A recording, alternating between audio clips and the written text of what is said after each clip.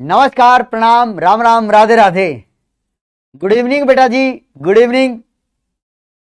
सभी को मेरी प्यार भरी नमस्कार। राम राम बेटा जी, राम राम। कैसे हैं बेटा आप सभी? गुड इवनिंग बेटा। जय भीम, जय भीम, हर हर महादेव। शुभ संध्या, शुभ संध्या। वालेकुम अस्सलाम बेटा जी, वालेकुम अस्सलाम। हर हर महादेव, हर हर महादेव। राधे कृष्णा जी, राधे कृष्णा जी। राम राम बेटा जी, राम राम, राम राम। कैसे हैं सभी? कैसे हैं आप सभी? नमस्कार, नमस्कार। कैसे हैं बच्चे आप सभी? हर हर महादेव, हर हर महादेव। जल्दी से जुड़ जाइए, जल्दी से जुड़ जाइए। चलिए, सबसे पहले मुझे आप लोग ये बतला दीजिए, क्या आप लोगों को मेरी आवाज अच्छे से सुनाई दे रही है? क्या आप सभी को स्क्रीन अच्छे से दिखाई दे रही है? जल्दी बताइए। क्या आप लोगों को मेरी आवाज अच्छे से सुनाई दे रही है? क्या आप लोगों को स्क्रीन अच्छे से दिखाई दे रही है? स्टार्ट करते हैं बेटा आज की क्लास को। मैं एकदम बढ़िया हूं बेटा, बहुत बहुत धन्यवाद पूछने के लिए बेटा, बहुत बहुत धन्यवाद। यस, क्लियर है, क्लियर है, क्लियर है। चलिए चलिए चलिए चलिए, तो बेटा स्टार्ट करते हैं भैया, स्टार्ट करते हैं हम आज के लेक्चर को। तो जरा गौर फरमाइएगा बेटा, जरा गौर फरमाइएगा। आज आपका भैया नोमेनक्लेचर वाला पार्ट लगभग दी एंड हो जाएगा, लगभग दी एंड हो जाएगा। इसके बाद जो छोटी मोटी चीजें बचेंगी, तो जैसे जैसे हम ऑर्गेनिक केमिस्ट्री में आगे बढ़ेंगे तो उनको मैं साथ की साथ बतलाता हुआ चलूंगा। लेकिन मैंने जो एक मेन पोर्शन जो होता है ना बेटा, जो मेन पोर्शन होता है किसका, नोमेनक्लेचर का, वो हमने पूरा कर लेंगे आज। ठीक है? हाँ सर। तो सर सबसे पहले तो ये जानकारी दे दो कि पिछली क्लास में क्या हुआ था। तो बेटा पिछली क्लास में हमने फंक्शनल ग्रुप वाले यौगिकों का, वाले यौगिकों का क्या पढ़ा था बेटा? आप कहेंगे सर आईयूपीएसी नामकरण पढ़ा था कि सर अगर फंक्शनल ग्रुप हो तो किस प्रकार से हम उसका आईयूपीएसी नाम लिखेंगे। ठीक है सर, ठीक है, बहुत बढ़िया। आज क्या करेंगे, आज क्या होने वाला है? तो बेटा आज भी हम आईयूपीएसी नामकरण ही पढ़ेंगे। आज बेटा बचे हुए क्रियात्मक समूह वाले नामकरण पढ़ेंगे। फिर उसके बाद हम पढ़ेंगे कि यदि हमारे कुछ स्पेशल केस आएंगे, मतलब बीच में कुछ दो स्पेशल केस करवाऊंगा बेटा आईयूपीएसी नामकरण के। और सबसे अंत में पढ़ेंगे कि यदि हमारे पास किसी यौगिक में एक से अधिक प्रकार के क्रियात्मक समूह हो तो हम उनका नामकरण किस प्रकार से करेंगे। ठीक है, उनका नामकरण किस प्रकार से करेंगे।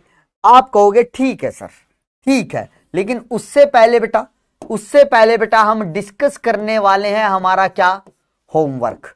तो बेटा ये मैंने आप लोगों को होमवर्क दिया था, तो पहले मैं इसके नाम लिख देता हूं ताकि आप लोगों को चीजें अच्छे से क्लियर हो जाएं। और उम्मीद कर रहा हूं, ठीक है, उम्मीद कर रहा हूं बेटा आप लोगों ने ये सारे सवाल कर लिए होंगे, ये सारे क्वेश्चंस कर लिए होंगे। ठीक है, ठीक है, ओके जी, ओके। अब शांत रहिएगा मेरे बच्चे, अब एकदम शांत रहिएगा और सब इधर नजर बनाए रखना मेरे बच्चे। ठीक है, देखो जो पढ़ने वाले हैं उनको कहने की जरूरत नहीं होती। कुछ एक बच्चे होते हैं जिनको होता है कि भैया हमें टोका जाए, हम तब कॉन्सेंट्रेट हो जाते हैं। और कुछ ऐसे होते हैं कि सर कुछ भी कह लो, हमें तो देखना ही नहीं, तो उनकी तो बात ही नहीं है। ठीक है, तो जो पढ़ने वाले हैं बेटा, जिनका पूरा का पूरा ध्यान अपने सपने पर है कि हमें करना क्या है, हमने मेडिकल साइड ली क्यों थी, उन्हें अपना अंतिम पड़ाव पता है, जो मेहनती हैं मैं उनको बोल रहा हूं। और जो चाहते हैं कि भैया मेहनत करें, तो उनके लिए बातें कर रहा हूं। जो आते ही यहां पे सिर्फ टाइम पास के लिए हैं, दूसरों को डिस्ट्रैक्ट करने, तो बेटा उनको अपना काम करने दो। वो अपना काम, देखो भाई, दूसरों को डिस्टर्ब करने वाले बच्चे हर जगह होते हैं, हर जगह ऐसे प्राणी मिलेंगे। जब वो अपना काम इतना शिद्दत से करते हैं कि भाई हमें दूसरों को भटकाना है, तो आप लोग भी जो पढ़ने वाले बच्चे अपना काम शिद्दत से किया करो कि ऐसे ऐसे चुन्नू मुन्नू, ऐसे चिरकुट लोग आते रहते हैं, हमें उनकी तरफ ध्यान नहीं देना। और हमें कहां पे ध्यान रखना है बेटा? पढ़ाई पर रखना है, ठीक है। चैट में कम से कम इन्वॉल्व हुआ करो। तब इन्वॉल्व हुआ करो जब मैं तुमसे कुछ पूछूं यहां पे और कहूं कि चैट में बताओ, तब इन्वॉल्व हो। वरना भैया चैट को देखा ही मत करो क्या चल रहा है, क्योंकि चैट तुम्हें डिस्ट्रैक्ट करती है, ठीक है। चलो सर, चलो आ जाओ बेटा, यहां पे स्टार्ट करते हैं। अब भैया ये अल्कोहल के लिए दिया था मैंने, किसके लिए दिया था बेटा? अल्कोहल के लिए। तो सर सबसे पहले यहां पे हम क्या देखेंगे कि सर इसका नाम लिखना है, तो सबसे पहले हम चुनाव करेंगे किसका, कि भैया जनक श्रृंखला किसे माने। और अभी तक मैं तुम्हें बताता आया हूं बेटा कि यदि यौगिक में तुम्हारे पास क्या है, फंक्शनल ग्रुप भी है, मल्टीपल बॉन्ड भी है, और क्या है बेटा, साइड चेन भी है, और या प्रतिस्थापी भी है, तो आपको जनक श्रृंखला इस प्रकार से लेनी है कि जो हमारा फंक्शनल ग्रुप है वो जनक श्रृंखला का हिस्सा बने, मतलब जनक श्रृंखला से सीधे तौर पे जुड़ा हो। तो आपको दिख रहा भाई यहां दो वलय हैं, एक है 6 कार्बन का वलय, एक है 3 कार्बन का। और 6 कार्बन के वलय में क्या उपस्थित है मेरे बच्चे? आप कहोगे सर 6 कार्बन के वलय में उपस्थित है फंक्शनल ग्रुप। तो जिस वलय में फंक्शनल ग्रुप आ रहा है वो हमारे लिए क्या बन गई बेटा? जनक श्रृंखला बन गई। और दूसरा वलय क्या बन जाएगा हमारे लिए? साइड चेन का कार्य करेगा। बस अब तो क्या करना है सर, जनक श्रृंखला को हमें नंबरिंग करनी है, और नंबरिंग इस प्रकार से करनी है कि फंक्शनल ग्रुप को छोटे से छोटा मिले। सबसे पहले तो यहां से स्टार्ट की 1, उसके बाद 2, इसे बोलूंगा बेटा हाँ है ना? आप कहोगे हाँ सर, क्योंकि फिर हमारे डबल बॉन्ड को छोटा मिल जाएगा। फिर 3, 4, 5 और 6, ये इसकी नंबरिंग हो गई भैया। और सर ये तो आपने बता ही दिया है कि ये वाला जो वलय है ये किसका कार्य करेगा बेटा? भी साइड चेन का कार्य करेगा। तो सर साइड चेन कौन से कार्बन पे लगी हुई है? चौथे पे। तो इसका नाम क्या होगा बेटा? इसका नाम हो जाएगा 4 साइक्लोप्रोपाइल। उसके बाद मेन चेन का नाम आएगा भैया, और मेन चेन में भी क्या लिखोगे पहले? Cyclo 2 in all. यही तो हुआ बेटा। देखो साइक्लोहेक्स का मतलब बेटा मेन चेन 6 कार्बन की है, और उसके दूसरे कार्बन पे डबल बॉन्ड है, और उसके अंदर कौन सा फंक्शनल ग्रुप है बेटा? अल्कोहल। और अल्कोहल के लिए तुम अनुलग्न क्या लगाते हो? ओल लगाते हो। तो ये लग गया इन ऑल, तो ये इसका नाम बना। सेम कहानी यहां पर आओ सर, यहां पे तो हमें दिख ही रहा है कि ये वाली जो क्या होगी हमारे पास बेटा, ये वाला जो वलय होगा ये किसका कार्य करेगा? आप कहेंगे सर ये कार्य करेगा हमारा जनक श्रृंखला का। और सर जिस कार्बन पे OH जुड़ा है उसे नंबर 1 दोगे। अब क्या?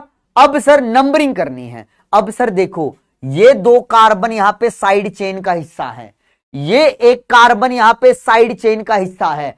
अगर सर नंबरिंग यहां से लेके आया तो इसे तीसरा नंबर मिल जाएगा। अगर सर नंबरिंग इधर से लेके आया तो इस साइड चेन को तीसरा नंबर मिलेगा। तो हुआ क्या सर? सर 2 अलग अलग साइड चेन एक ही जगह के लिए आपस में प्रतिस्पर्धा कर रही हैं, आपस में लड़ रही हैं। तो सर यहां पे वरीयता कैसे मिलेगी? अल्फाबेटिकल क्रम में। सर ये साइड चेन 2 कार्बन की है तो ये होगा इथाइल। सर ये साइड चेन 1 कार्बन की है तो ये होगा मिथाइल। तो सर ई पहले आता है, एम बाद में आता है। तो इसका मतलब सर यहां पे हमारे पास नंबरिंग कहां से आएगी मेरे बच्चे? आप कहोगे सर बाईं तरफ से घूमती हुई। तो पहला, दूसरा और ये क्या हो जाएगा बेटा? तीसरा कार्बन, चौथा, 5वां और ये छठा। बस खत्म। तो सबसे पहले किसका नाम लिखोगे बच्चे? सर साइड चेन का। तो सर क्या नाम होगा? सर 3 पे है इथाइल, लिख दिया सर। उसके बाद क्या लिखोगे बेटा? 5 पे है मिथाइल, लिख दिया सर। उसके बाद तो बेटा वर्ड रूट की बातें करनी है, तो ये क्या हो जाएगा? साइक्लो, क्या हो जाएगा मेरे बच्चे? साइक्लो हेक्सेनोल। बस खत्म। ओल क्यों लगाया बेटा, ये बात तुम्हें समझ में आती होगी, क्योंकि सर फंक्शनल ग्रुप OH है ना। ठीक है, अब इधर आ जाओ सर। पहले तो कार्बन श्रृंखला देखो, कौन सी जनक श्रृंखला होगी, तो सर ये वाली कार्बन श्रृंखला जनक श्रृंखला का कार्य करेगी। अब सर छोटा नंबर किसे देना है, OH को देना है। तो सर यहां से नंबरिंग चालू कर दो, 1 2 3 4 5 6 और 7।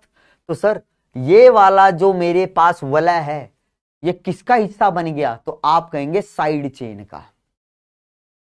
किसका हिस्सा बन गया मेरे बच्चे, साइड चेन का हिस्सा बन गया। तो सर अब तो कोई दिक्कत ही नहीं है, तो लिखो सर, पहले साइड चेन का नाम लिख दो सर। तो क्या हो जाएगा, 5 साइक्लोप्रोपाइल। साइड चेन लिख दी सर। अब सर जनक श्रृंखला के लिए लिखो, तो जनक श्रृंखला में है 7 कार्बन, तो बेटा इसके आगे वाला हिस्सा मैं यहां लिख रहा हूं। तो 7 कार्बन के लिए होगा सर हेप्ट, और 7 कार्बन के दूसरे कार्बन पे लगा हुआ है ईन, तो लिखा 2 ईन। और सर OH कौन से कार्बन पे है, तीसरे पे। यहां पे देखो बेटा, ओल के आगे मैंने कोई नंबर नहीं लिखा, क्योंकि सर OH हमेशा पहले कार्बन पे आ रहा है, लेकिन सर यहां पे OH पहले कार्बन पे नहीं है, तीसरे पे है। तो अब लिखना पड़ेगा 2 इन और क्या आ जाएगा बेटा, 3 ऑल। 2 इन 3 ऑल। तो ये क्या बता रहा है बेटा, 7 कार्बन की चेन है, दूसरे कार्बन पे डबल बॉन्ड है, और तीसरे कार्बन पे क्या है बेटा, OH समूह है। ये इसका नाम बन गया, ये इसका नाम बन गया। ठीक है, अब इसको देख लो बेटा। सर एक है 5 कार्बन का वलय, एक है 3 कार्बन का। अगर मान लो ये OH समूह ना होता, ये OH समूह ना होता, तो सर हम पेरेंट चेन किसे मानते, सर जिस वलय के अंदर कार्बन संख्या ज्यादा है। तब ये वाला क्या हो जाता बेटा मेरे लिए, सर जनक श्रृंखला। लेकिन सर अब हमें बताया क्या गया है कि सर हमें फंक्शनल ग्रुप को किसका हिस्सा बनाना है, जनक श्रृंखला का। और ऐसा करते हुए हो सकता है कि जनक श्रृंखला लंबी ना बने। तो सर अब हमारे लिए ये पेरेंट चेन है, और ये क्या हो जाएगी, साइड चेन। तो सर ये पेरेंट चेन है, तो इसकी नंबरिंग करूंगा, आप कहेंगे हाँ सर करो। तो सर नंबर 1 कार्बन तो इसी को मिलेगा ना इस वलय के, क्योंकि सर इससे OH जुड़ा हुआ है। ठीक है, OH जुड़ा हुआ है तो इसको मिल गया। तो सर नंबर 2 ये, और नंबर 3 ये, तो बस खत्म सर। तो सर ये है साइड चेन, ये है क्या, पेरेंट चेन। तो सर साइड चेन इसे क्यों बोला, पेरेंट चेन इसे क्यों बोला, बात पल्ले पड़ती है बेटा। अगर OH ना होता तो उल्टा हो जाता, तब ये पेरेंट चेन थी और ये साइड चेन। समझ रहे हो ना बेटा। तो हाँ सर, तो सर अब इसका नाम लिखेंगे क्या, मैंने कहा लिख दो ना भाई। अब क्या बचा है, अब तो क्या लिखना है, 2 साइक्लोपेंटाइल। उसके बाद क्या हो जाएगा बेटा हमारे पास, फिर हो जाएगा साइक्लो, इसके आगे का यहां लिख रहा हूं प्रोपेनॉल। बस खत्म, 2 साइक्लोपेंटाइल, और उसके बाद क्या होगा बेटा, साइक्लोप्रोपेनॉल। इसका नाम है भाई। इतनी आसान चीजें हैं। तो सर यहां देखो सेम कहानी, यहां 3 OH है। सबसे पहले तो क्या करोगे सर, यहां पे लंबी कार्बन श्रृंखला देखोगे, तो कितने की बनी बेटा, 3 की बन रही है। और सर किसी को नंबर 1 दो, किसी को नंबर 2, कोई फर्क नहीं, लेकिन सिरा तो यहां से स्टार्ट करो, या तो नंबर 1 यहां दोगे या यहां पे दोगे, बीच वाले को थोड़ी ना दोगे बेटा, क्योंकि यहां पे नंबर 1 दिया तो ये 2 होगा। तो 2 कार्बन की जनक श्रृंखला आ रही है, लेकिन हमें तो 3 की गिनी है ना बेटा। तो ये क्या हो जाएगा, 1 2 3। क्या हो जाएगा बेटा, 1 2 3। तो सर नाम लिख दो। तो सर 3 कार्बन के लिए आएगा प्रॉप, सिंगल बॉन्ड के लिए आएगा एन। ठीक है, और सर पहले दूसरे तीसरे कार्बन पे क्या लगा हुआ है, OH, तो पोजीशन भी बतानी पड़ेगी। तो क्या होगा, प्रोपेन 1 2 3, और आगे लिख देंगे सर ट्राईऑल। ट्राईऑल का मतलब 3 OH समूह हैं। कहां कहां पर हैं बेटा, पहले दूसरे और तीसरे कार्बन पे है सर। तो 3 कार्बन की जनक श्रृंखला है सर प्रॉप, सिंगल बॉन्ड है तो एन, और सर 3 ओल लगे हुए हैं तो किस किस कार्बन पे है वो लिखा, और आगे लिख दिया ट्राई। ट्राई का मतलब है 3, ओल का मतलब OH समूह। तो बेटा ये वाली सारी चीजें हमें करनी आनी चाहिए। तुम्हें बस इसी लेवल के आते हैं, ज्यादा मुश्किल नोमेनक्लेचर तुमसे नहीं पूछता बेटा। मैं फिर कह रहा हूं बच्चे, चाहे स्कूल हो चाहे नीट हो, ज्यादा मुश्किल नोमेनक्लेचर नहीं आता है। वो आप लोग अपने दिमाग में बना लेते हैं कि सर ये तो बहुत मुश्किल आएगा, ऐसा आएगा। तुम काल्पनिक यौगिक बनाने लगते हो कि सर ऐसा हो तो क्या होगा, ऐसा हो तो ये क्या होगा। बेटा मैं फिर कहता हूं, इस नोमेनक्लेचर वाले टॉपिक में तुम चाहे कितना भी टाइम खराब कर लो, इसका कोई अंत नहीं है, कोई अंत नहीं है। तुम्हें ये सीखना पड़ेगा कि कहां पर हमें ज्यादा प्रैक्टिस की जरूरत है, कहां पे कम प्रैक्टिस की जरूरत है। जितना मैंने करवाया अगर तुम्हें उतना आता है तो बेटा मैं तुम्हें गारंटी देता हूं तुम जेई मेंस तक के भी क्वेश्चन कर दोगे यूपीएससी के। जो टॉपिक मैंने करवाए हैं ना बेटा, तो जेई मेंस तक का कंटेंट तुम्हें दे दिया मैंने यहां पे, जेई मेंस तक का। मैं नहीं कह रहा सारा, लेकिन जितना करवाया उसमें जेई मेंस को मैंने टच करवा दिया है तुम्हें। अब इससे ज्यादा और क्या सुनोगे मेरे मुंह से, क्या सुनोगे। ठीक है, तो जल्दी से, अब जल्दी से मेरे बच्चे मुझे जल्दी से वोट करके बताओ भाई, कितने बच्चे ऐसे हैं जिसके ये सारे ठीक हैं, वो थम्स अप कर देना। कितने ऐसे बच्चे हैं, 1 मिनट रुकिएगा, 1 मिनट रुकिएगा भाई, 1 मिनट रुकिएगा। पॉल को स्टॉप करता हूं जरा, पॉल को स्टॉप करता हूं। Wait wait wait wait wait, हाँ 30 सेकंड का है ना, फिर से दे रहा हूं। तो बेटा आपको बताना है, वो बच्चे थम्स अप कर देना जिसके सारे सही हो, जिसका कुछ भी गलत हुआ हो, चाहे 1 चाहे 2 चाहे कुछ भी गलती हुई हो, वो थम्स डाउन कर देना प्लीज, ताकि मुझे पता चले कितने बच्चे अच्छे से कर रहे हैं। जल्दी से बताइए बेटा, जिनके सारे सही हो, कुछ भी गड़बड़ ना हो, वो थम्स अप करना। जिसने छोटी सी भी गलती कर दी हो वो थम्स डाउन कर देना। ईमानदारी से, ईमानदारी से करना बेटा। कोई बात नहीं बेटा, कोई बात नहीं, कोई बात नहीं, गलत था कोई दिक्कत नहीं है, सही अब हो जाना चाहिए, सही अब हो जाना चाहिए। बहुत बढ़िया बेटा, बहुत बढ़िया, बहुत बढ़िया, शाबाश शाबाश। जल्दी बताइए, जल्दी बताइए।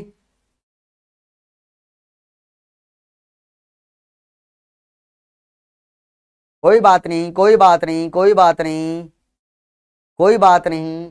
चलो भैया देख लेते हैं क्या रिजल्ट है, क्या रिजल्ट है। वाह भैया 67, मतलब मोर देन 50% बच्चे, 32% बच्चों ने कुछ ना कुछ गड़बड़ की है, ये मान लेता हूं।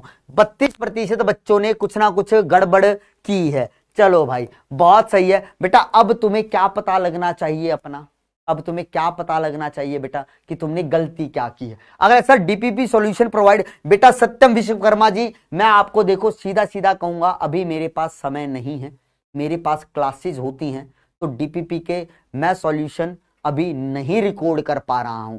अगर अब देखो कुछ बच्चे इस बात को गलत लेंगे, लेकिन मुझे फर्क नहीं पड़ेगा, मुझे फर्क नहीं पड़ेगा। मैं इतना जरूर कहूंगा, अब समझने वाले समझेंगे, समझने वाले समझेंगे भाई, जिसे नेगेटिव लेना है वो नेगेटिव लेंगे, तो आपकी परसेप्शन है। लेकिन मैं इतना कह रहा हूं, डीपीपी का तुम्हारा एक भी सवाल नहीं रुकेगा अगर तुमने क्लास के सारे सवाल अच्छे से किए हैं, इतनी गारंटी मैं देता हूं, क्योंकि क्वेश्चन मेरे पास से होके निकलते हैं। जो डीपीपी के क्वेश्चन तुम्हारे पास आते हैं, पहले वो मेरे पास ही आते हैं कि हाँ भाई ये क्वेश्चन जा रहे हैं, या मैं ही क्वेश्चन टिक करके देता हूं कि हाँ भाई ये डीपीपी में क्वेश्चन डालो, या फिर ये आए हैं ये हटाओ ये रखो, ये इनके रेलिवेंट क्वेश्चन हैं। तो कोई नहीं रुकेगा अगर तुमने सारे क्वेश्चन यहां पे अच्छे से किए हैं। अगर तुम्हें फिर भी जरूरत पड़ रही है ना, तो इसका मतलब है भाई तुम्हें पके पकाए की आदत हो गई है, तुम्हें तुम्हें दिमाग चलाने में ना अभी दिक्कत हो रही है कि हाँ सर यहां पे थोड़ा रुक गए, हमें समझ नहीं आ रहा, अब तो हमें सॉल्यूशन चाहिए यहां पे, अब हमें सॉल्यूशन चाहिए सर, हम ज्यादा दिमाग नहीं लगाएंगे, या तो हमारा ठीक होगा, गलत होगा तो हम उसके लिए सॉल्यूशन की तरफ भागेंगे। हमें ये नहीं सोचना भाई गलत क्यों हो रहा है, हम देख तो ले, नोट्स तो उठा लें कि सर ने कुछ ऐसा करवाया था तो ये गलत क्यों हुआ। तो बेटा मेहनती बनो, ठीक है। लेकिन मैं फिर कह रहा हूं बेटा, अभी समय नहीं है, अभी मेरे बैचेस ज्यादा चल रहे हैं। मैं ये नहीं कह रहा कि तुम्हारे बैच से मुझे ऐसा कुछ है कि भैया मैं तुम्हें नहीं दे रहा, बेटा अभी किसी भी बैच में नहीं दे पा रहा हूं। किसी भी बैच में नहीं दे पा रहा हूं मैं डीपीपी सॉल्यूशन। हाँ, जब समय मेरे पास होगा, मेरे 1-2 बैच खत्म हो जाएंगे, फिर मैं शायद रिकॉर्ड करूंगा और फिर शायद मैं डाल दूं। लेकिन अभी तो ऐसा लग नहीं रहा बेटा, अभी तो मेरा जैन तक एकदम फुल्ली पैक चल रहा हूं। ठीक है, तो उम्मीद करता हूं इतना तो मेरे मेंढक समझेंगे, इतना तो मेरे मेंढक समझेंगे कि हाँ सर ये बात तो आपकी सत्य है, ये बात तो आपकी सत्य है। जब हम इतने बिजी हैं तो आप भी थोड़ा बहुत बिजी हो सकते हो। ठीक है बेटा, अगली जवान पे आ जाओ भैया, अगले अगले सवालों पर आ जाओ भाई। ये सवाल भी मैंने आपको दिए थे और मैंने कहा था कि इनको भी करके लेकर आना भाई, ये भी बड़े आसान हैं, ये भी बड़े आसान हैं। तो ठीक है सर। सर यहां पे हमारे पास फंक्शनल ग्रुप आपको दिखाई दे रहा है। फंक्शनल ग्रुप कौन है बेटा? CN है सर। कौन सा है बेटा? ये फंक्शनल ग्रुप है। और मैंने बताया था जब भी कोई ऐसा फंक्शनल ग्रुप हो जिसके अंदर कार्बन हो और वो किसी किनारे पे आता हो, तो उस फंक्शनल ग्रुप के कार्बन को हमेशा किसका हिस्सा बनाना है? जनक श्रृंखला का। और उसे कौन सा नंबर देना है? हमेशा नंबर 1 देना है। तो सर ये रहा कार्बन रखने वाला एक फंक्शनल ग्रुप और ये किसी किनारे पे आ रहा है, तो सर इसके कार्बन को नंबर 1 बोलेंगे, ये 2 होगा, ये 3, ये 4, ये 5। और सर इस वाले फंक्शनल ग्रुप के लिए अनुलग्न क्या लगाते थे? नाइट्राइल लगाते थे। तो बस सर सिंगल बॉन्ड है। अब ये मत कहना सर यहां तो ट्रिपल आ गया। मैं क्या कहता हूं बेटा, कार्बन कार्बन के बीच में देखा करो, कार्बन कार्बन के बीच में जनक श्रृंखला जिसे तुमने माना है, उन कार्बन कार्बन के बीच में यदि हर जगह सिंगल बॉन्ड है तो एन लगा दो। यदि कहीं पर भी डबल बॉन्ड आ गया तो इन लग जाएगा। यदि कहीं पर भी जनक श्रृंखला के कार्बन कार्बन के बीच में ट्रिपल बॉन्ड आ गया तो आइन लग जाएगा। ठीक है सर। तो यहां तो सिंगल बॉन्ड है, तो सर इसका नाम क्या होगा बेटा? इसका नाम हो जाएगा क्या? Pentane nitrile. बस खत्म। मतलब 5 कार्बन का सर हमारे पास क्या है? यौगिक है जिसमें सिंगल बॉन्ड है और उसमें क्या लगा हुआ बेटा? नाइट्राइल समूह लगा हुआ है। ठीक है सर। यहां पर आओ सर, यहां पर भी अब तुम काउंटिंग कहां से करोगे? सर नंबर 1 इसे देंगे। क्यों? क्योंकि सर ये तो हमें रूल लिखवाया गया है कि सर ये नंबर 1 होगा। अब यहां से सर लंबी कार्बन श्रृंखला देखो, 2, 3, 4, 5 और 6। तो ये 2 कार्बन जो है मेरे बच्चे, ये 2 कार्बन किसका हिस्सा बन गए बेटा? आप कहेंगे सर ये हिस्सा बन गए साइड चेन का। तो सर अब नाम लिखो, पहले साइड चेन का नाम लिखोगे सर, तो लिख डालो ना बेटा। तो इसका नाम क्या होगा बेटा? तो ये होगा 2 इथाइल। 2 इथाइल। उसके बाद तो सर वर्ड रूट क्या आएगा? Hexane nitrile. क्या होगा बेटा? Hexane nitrile. खत्म। कि सर 6 कार्बन की श्रृंखला है जिसमें सिंगल बॉन्ड है और जिसमें कौन सा क्रियात्मक समूह है? सर CN है। उसके लिए नाइट्राइल लगाया और उस 6 कार्बन के दूसरे कार्बन पे क्या लगा हुआ है? इथाइल समूह लगा हुआ है। ठीक है। हाँ सर। इधर आ जाओ सर, यहां पर भी फंक्शनल ग्रुप दिख रहा है CN, तो इसको अभी भी क्या दूंगा? नंबर 1।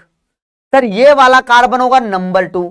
अब सर यहां से गिनती मैं बाईं तरफ लेके जाऊं या दाईं तरफ?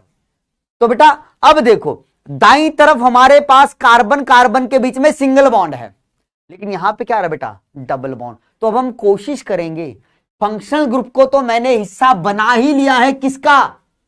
आप कहेंगे सर जनक श्रृंखला का। अब सर मैं मल्टीपल बॉन्ड को भी उस जनक श्रृंखला में रखने की सोचूंगा। क्यों सर? क्योंकि सर वरीयता सबसे पहले मिलती है फंक्शनल ग्रुप को, उसके बाद मिलती है मल्टीपल बॉन्ड को। तो सर यहां नंबरिंग कहां जाएगी? बाईं तरफ जाएगी। कहां जाएगी मेरे बच्चे? बाईं तरफ जाएगी। तो इसका मतलब सर ये 2 कार्बन किसका हिस्सा बन गए? आप कहेंगे सर साइड चेन का। तो नाम लिखो ना भाई। तो इसका नाम हो जाएगा सर क्या? 2 इथाइल। क्या हो जाएगा मेरे बच्चे? 2 इथाइल।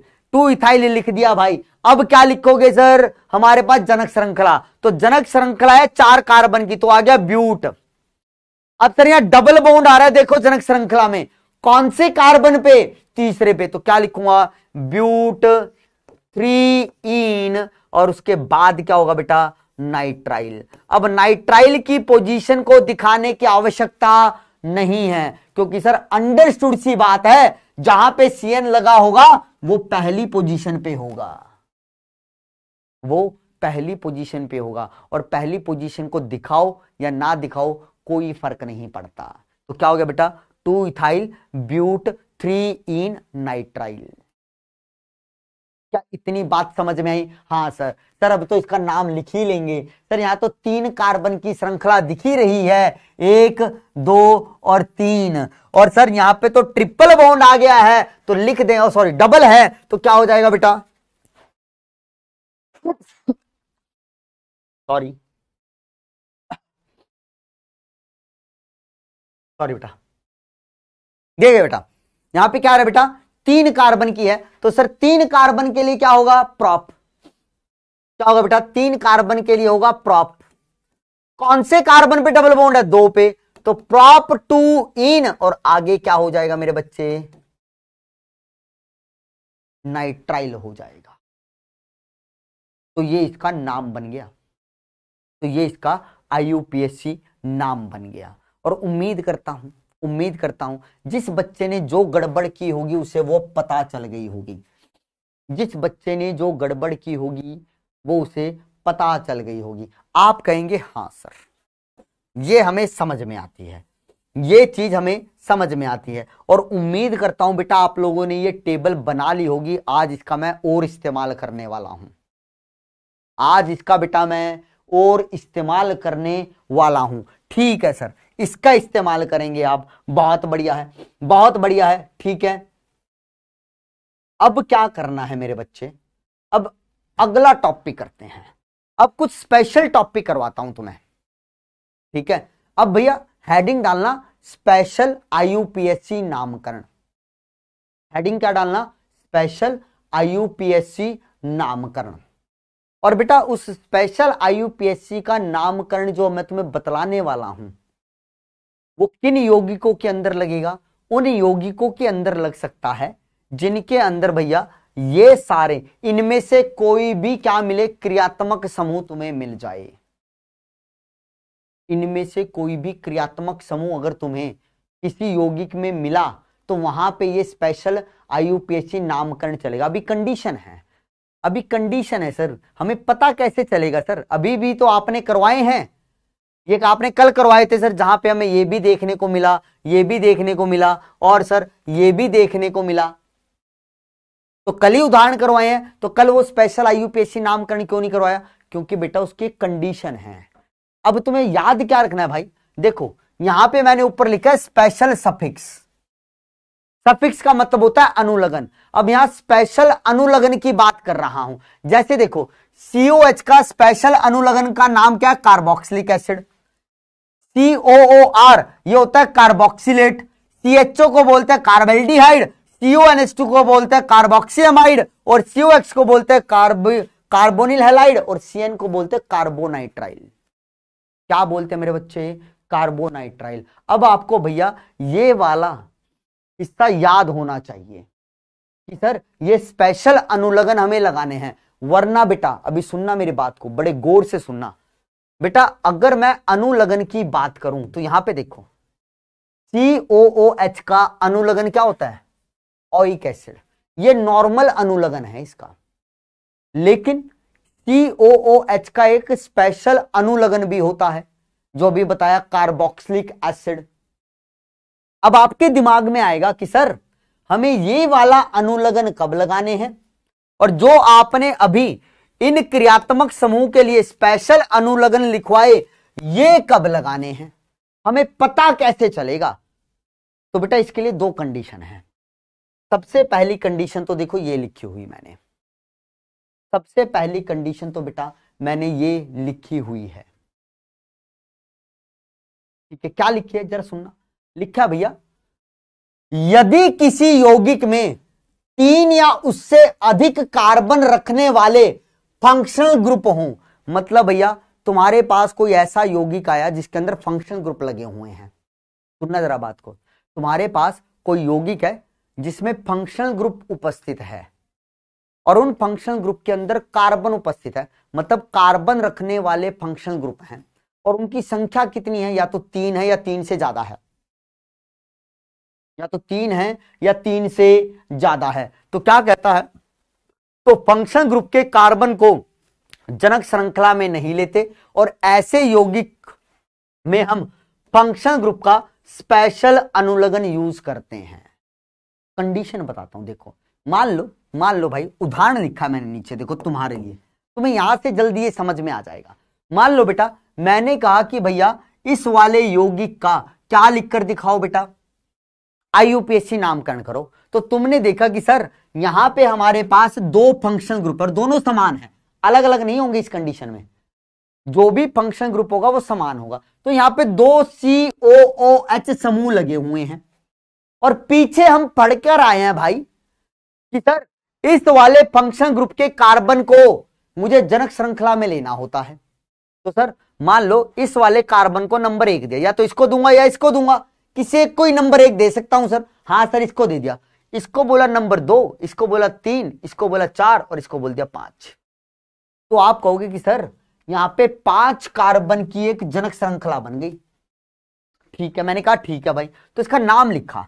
तो मैंने लिखा सर 5 कार्बन के लिए पेंट और ये हो जाएगा एन। और सर COH कौन से कार्बन पे आ रहा है, पहले और 5वें पे, तो लिखा 1 5। और सर अब ये मैंने इसको देखो नंबर 1 बोला है, इसको नंबर 5 बोला है।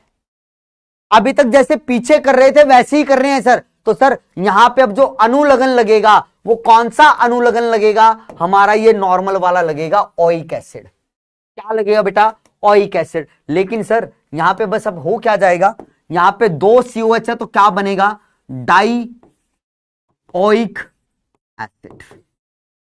ये नाम बन गया, ये नाम बन गया भाई। ठीक है, आप कहेंगे सर एकदम सत्य वचन बोला आपने। ये चीज बेटा आपको अच्छे से समझ में आई होगी, ये चीज आप लोगों को अच्छे से पल्ले पड़ी होगी।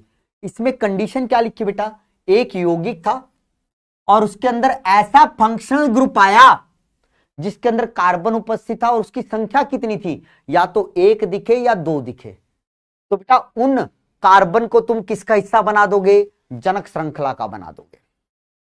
किसका बना दोगे बेटा, जनक श्रृंखला का बना दोगे। ठीक है सर, इधर आओ, अब जरा इसको देखो। सर यौगिक वही है, बस फर्क एक दिख रहा है कि सर यहां पर अब मुझे 3 COH दिख रहे हैं। अब सर ये वाला बिंदु यहां पे समझा रहा हूं। अब अगर तुम्हें कोई यौगिक दिखे और उस यौगिक में तुम्हें ऐसा फंक्शन ग्रुप दिखे जिसके अंदर कार्बन है और उसकी कितनी संख्या दिखे, या तो 3 दिखे वैसे तुम्हें फंक्शन ग्रुप, या 3 से ज्यादा दिखे, या 3 से ज्यादा वाले दिखे। ठीक है, तो भैया उस केस में तुम्हें क्या बोला गया है, इन फंक्शन ग्रुप को मुझे किसका हिस्सा नहीं बनाना, भी जनक श्रृंखला का नहीं बनाना है। मैं बना भी नहीं सकता, क्यों, देखो भाई मान लो इसको नंबर 1 बोल दिया, ये 2, ये 3, ये 4, ये 5, तो भैया ये तो जनक श्रृंखला का हिस्सा बना ही नहीं इसका कार्बन। तो ये COH क्या कहेगा कि भाई मुझ में क्या कमी थी, तुम भी COH हो, तू भी COH है, तुम तो जनक श्रृंखला का हिस्सा बन गए, तो मुझे क्यों नहीं बनाया भाई, मुझ में क्या खोट है। तो ये तो भैया क्या हो जाएगा, खफा हो जाएगा ना, नाराज हो जाएगा कि भाई मुझे क्यों नहीं बना रहे तुम, मुझ में क्या कमी है। तो भाई तो आईयूपीएससी ने क्या कहा, आईयूपीएससी ने यह कहा कि यदि यौगिक के अंदर तुम्हें कार्बन रखने वाले क्या दिखे, फंक्शन ग्रुप दिखे और उनकी संख्या 3 या 3 से ज्यादा दिखे, तो उसके किसी भी कार्बन को क्या मत बनाओ तुम, जनक श्रृंखला का हिस्सा। अब जनक श्रृंखला मेरे लिए ये है, मैंने इनमें से किसी भी कार्बन को जनक श्रृंखला का हिस्सा ही नहीं बनाया, सबको बराबर रखा, सबको बराबर रखा कि ना तुझे बनाऊंगा, ना तुझे बनाऊंगा, ना तुझे बनाऊंगा। तीनों को एक साथ जनक श्रृंखला का हिस्सा तुम बना ही नहीं सकते, कोई एक ना एक जरूर छूटेगा। तो मैंने तीनों को छोड़ दिया। तो भाई अब इसका नाम क्या होगा, सर 3 कार्बन की जनक श्रृंखला, तो लिखा प्रॉप। और जनक श्रृंखला में देखो कार्बन कार्बन के बीच में क्या है, सिंगल बॉन्ड, तो लिखा एन। अब सर इनका नाम लिखना है, तो देखो भाई पहले कार्बन पे COH, दूसरे पे COH, तीसरे पे COH, तो लिखा 1 2 3 और 3 COH है तो उसके लिए लिखा ट्राई। अब सर अब इनका बेटा मैं कौन सा अनुलग्न लिखूंगा? स्पेशल अनुलग्न, नॉर्मल वाला नहीं, अब ये वाला अनुलग्न लिखा जाएगा इसका, अब ये स्पेशल अनुलग्न लिखा जाएगा। तो अब यहां पे क्या लिखूंगा बेटा? Try carboxylic acid. क्या लिखा जाएगा मेरे बच्चे? Try carboxylic acid. ठीक है, 1 मिनट दीजिएगा बेटा, 1 मिनट दीजिएगा मुझे।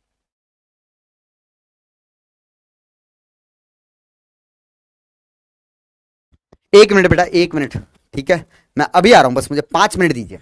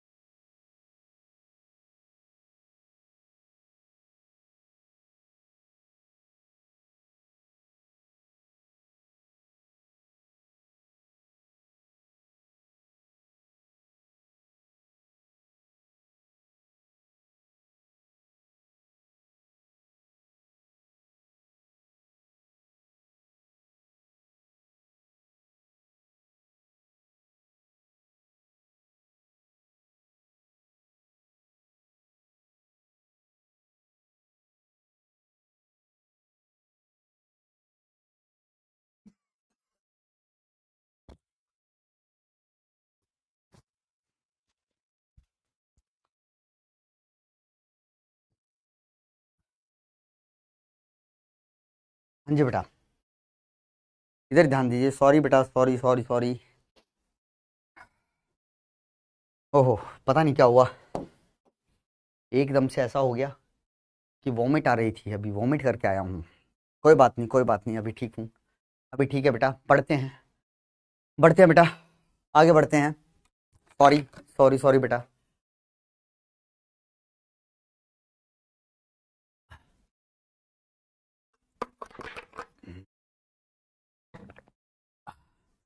हाँ जी बेटा, देखिए मैं आपको इसका और उदाहरण देके समझाता हूँ, और उदाहरण देके समझाता हूँ कि ये स्पेशल अनुलग्न कब इस्तेमाल करना है। तो बेटा देखो, जैसे एक और उदाहरण देता हूं। मैंने कहा भाई मेरे पास है ये वाला एक यौगिक, तो तुम इस यौगिक का आराम से क्या कर लोगे बेटा? तुम इस यौगिक का क्या कर लोगे बेटा? आराम से, एकदम आराम से इसका आयुपेची नामकरण लिख लोगे। आप कहोगे इस कार्बन को 1 2 सर, इसको 2, इसको 3, इसको 4, और इसका नाम क्या लिख दोगे सीधा सीधा? तुम कहोगे सर इसका नाम हो जाएगा ब्यूटेन नाइट्राइल। तो बेटा यहां पे इस फंक्शनल ग्रुप का मैंने कौन सा अनुलग्न लिखा, कौन सा अनुलग्न लिखा? आप कहेंगे सर आपने इस फंक्शनल ग्रुप का नॉर्मल वाला अनुलग्न लिखा है। ठीक है भाई, क्योंकि सर इसकी संख्या कितनी है? 1। मान लो बेटा अब अगर मैं इस प्रकार से इसको लिखता, मैंने भैया ये क्या ले लिया, एक यौगिक ले लिया, तो इस यौगिक में भी आपको क्या दिखाई दे रहा है कि एक यौगिक है जिसके अंदर कार्बन रखने वाले फंक्शनल ग्रुप सिर्फ 2 ही हैं। तो अभी भी मैं क्या कर सकता हूं मेरे बच्चे, अभी भी मैं क्या कर सकता हूं बेटा, इन दोनों कार्बन को किसका हिस्सा बना सकता हूं? आप कहेंगे सर किसका बना दो बेटा, हमारे जनक श्रृंखला का। तो इसको नंबर 1 बोल दिया, 2 3 4 5, कोई दिक्कत नहीं है सर। तो जनक श्रृंखला का हिस्सा बना दिया सर आपने। तो अभी भी यहां पे इनका कौन सा अनुलग्न लिखोगे? नॉर्मल वाला। तो इसका नाम क्या होगा सर? इसका नाम हो जाएगा पेंटेन 1,5 क्या हो जाएगा बेटा? डाइनाइट्राइल। बहुत बढ़िया, शानदार बात है सर। लेकिन अभी भी कुछ बच्चों के दिमाग में कुछ आएगा। क्या आएगा बेटा? क्या आएगा? आएगा कि सर ये CN अगर इस बीच वाले पे होता तो क्या होता, तो क्या होता? तो देखना मेरे बच्चे, CH2CN, CHCN और यहां पे लिख दिया CH3। तो बेटा अभी भी क्या है सर? कंडीशन वही है, एक यौगिक है उसके अंदर कार्बन रखने वाले फंक्शन ग्रुप के समूहों की कितनी संख्या है? 2। तो सर इन दोनों फंक्शन ग्रुप के कार्बन को मैं किसका हिस्सा मान लूंगा? जनक श्रृंखला का। तो मान लिया भाई, इसको 1 बोला, इसको 2, इसको 3, इसको 4। तो सर ये वाला कार्बन कहां चला गया? आप कहोगे सर ये तो साइड चेन बन गया, ये तो साइड चेन बन गया। तो इसका नाम क्या होगा? तो ये हो जाएगा सर 2 मिथाइल ब्यूटेन 1,4